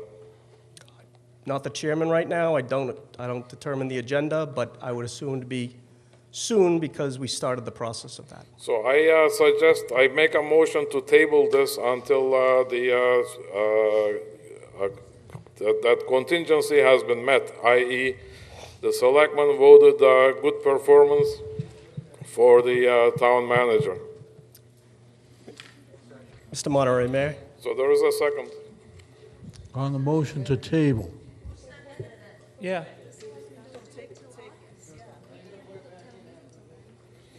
You will vote on it after the selectmen voted satisfactory performance. They have a meeting tomorrow. Mr. Urao, we have just out of to finish all our town meeting business by June 30th. We can't. If you're looking to table till you get some more definitive figures, or Well, Mr. Moderator, wouldn't it be irresponsible for this body to vote on a contingency without having the Board of Selectmen vote? I mean, they could certainly vote at tomorrow's meeting, add it to the agenda as an urgent item, or they'll have another meeting in May. I think that's a very valid point. this is May. What May are you talking about? No, they have a second meeting in May. Mr. Moderator. They should. If there's any second meeting in May, I'm missing something because it takes us 42 days to have another meeting. Mr. Moderator, if I may. Yes. The Finance Committee, or in this particular case, in this department, the provisions of the contract were included. If the town manager isn't due an increase because he didn't meet certain goals and objectives, then that money won't be spent. This doesn't mean that we're giving him this money right now. So, and then we do that for all contracts, union contracts, et cetera. We budget to what is at the outside expense margin for this, and that's what it is. Second. Well, there is a motion and a second. You have been over time. Well, there is a motion and a second, Mr. Moderator. Mr. Coleman. If I may, I'd like to remove my second. Thank you. Okay. At this time, Mr. Murphy. Which is on the dollar amount of, we'll be voting on the dollar amount of the budget. Is that correct? All right, your intention. On the motion to page 33, account number 0123, town manager, the amount of $481,437. All those in favor say aye. Aye. All those opposed? I declare it Three voted. people. And I, looking at the time, is 10:25. And there's something else, I don't think we should start any more new business.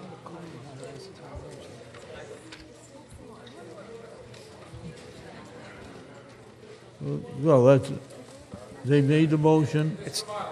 Mr. Delinsky. Here we go. I'd like to make a motion that we adjourn for this evening and reconvene tomorrow at Wednesday at 7 o'clock.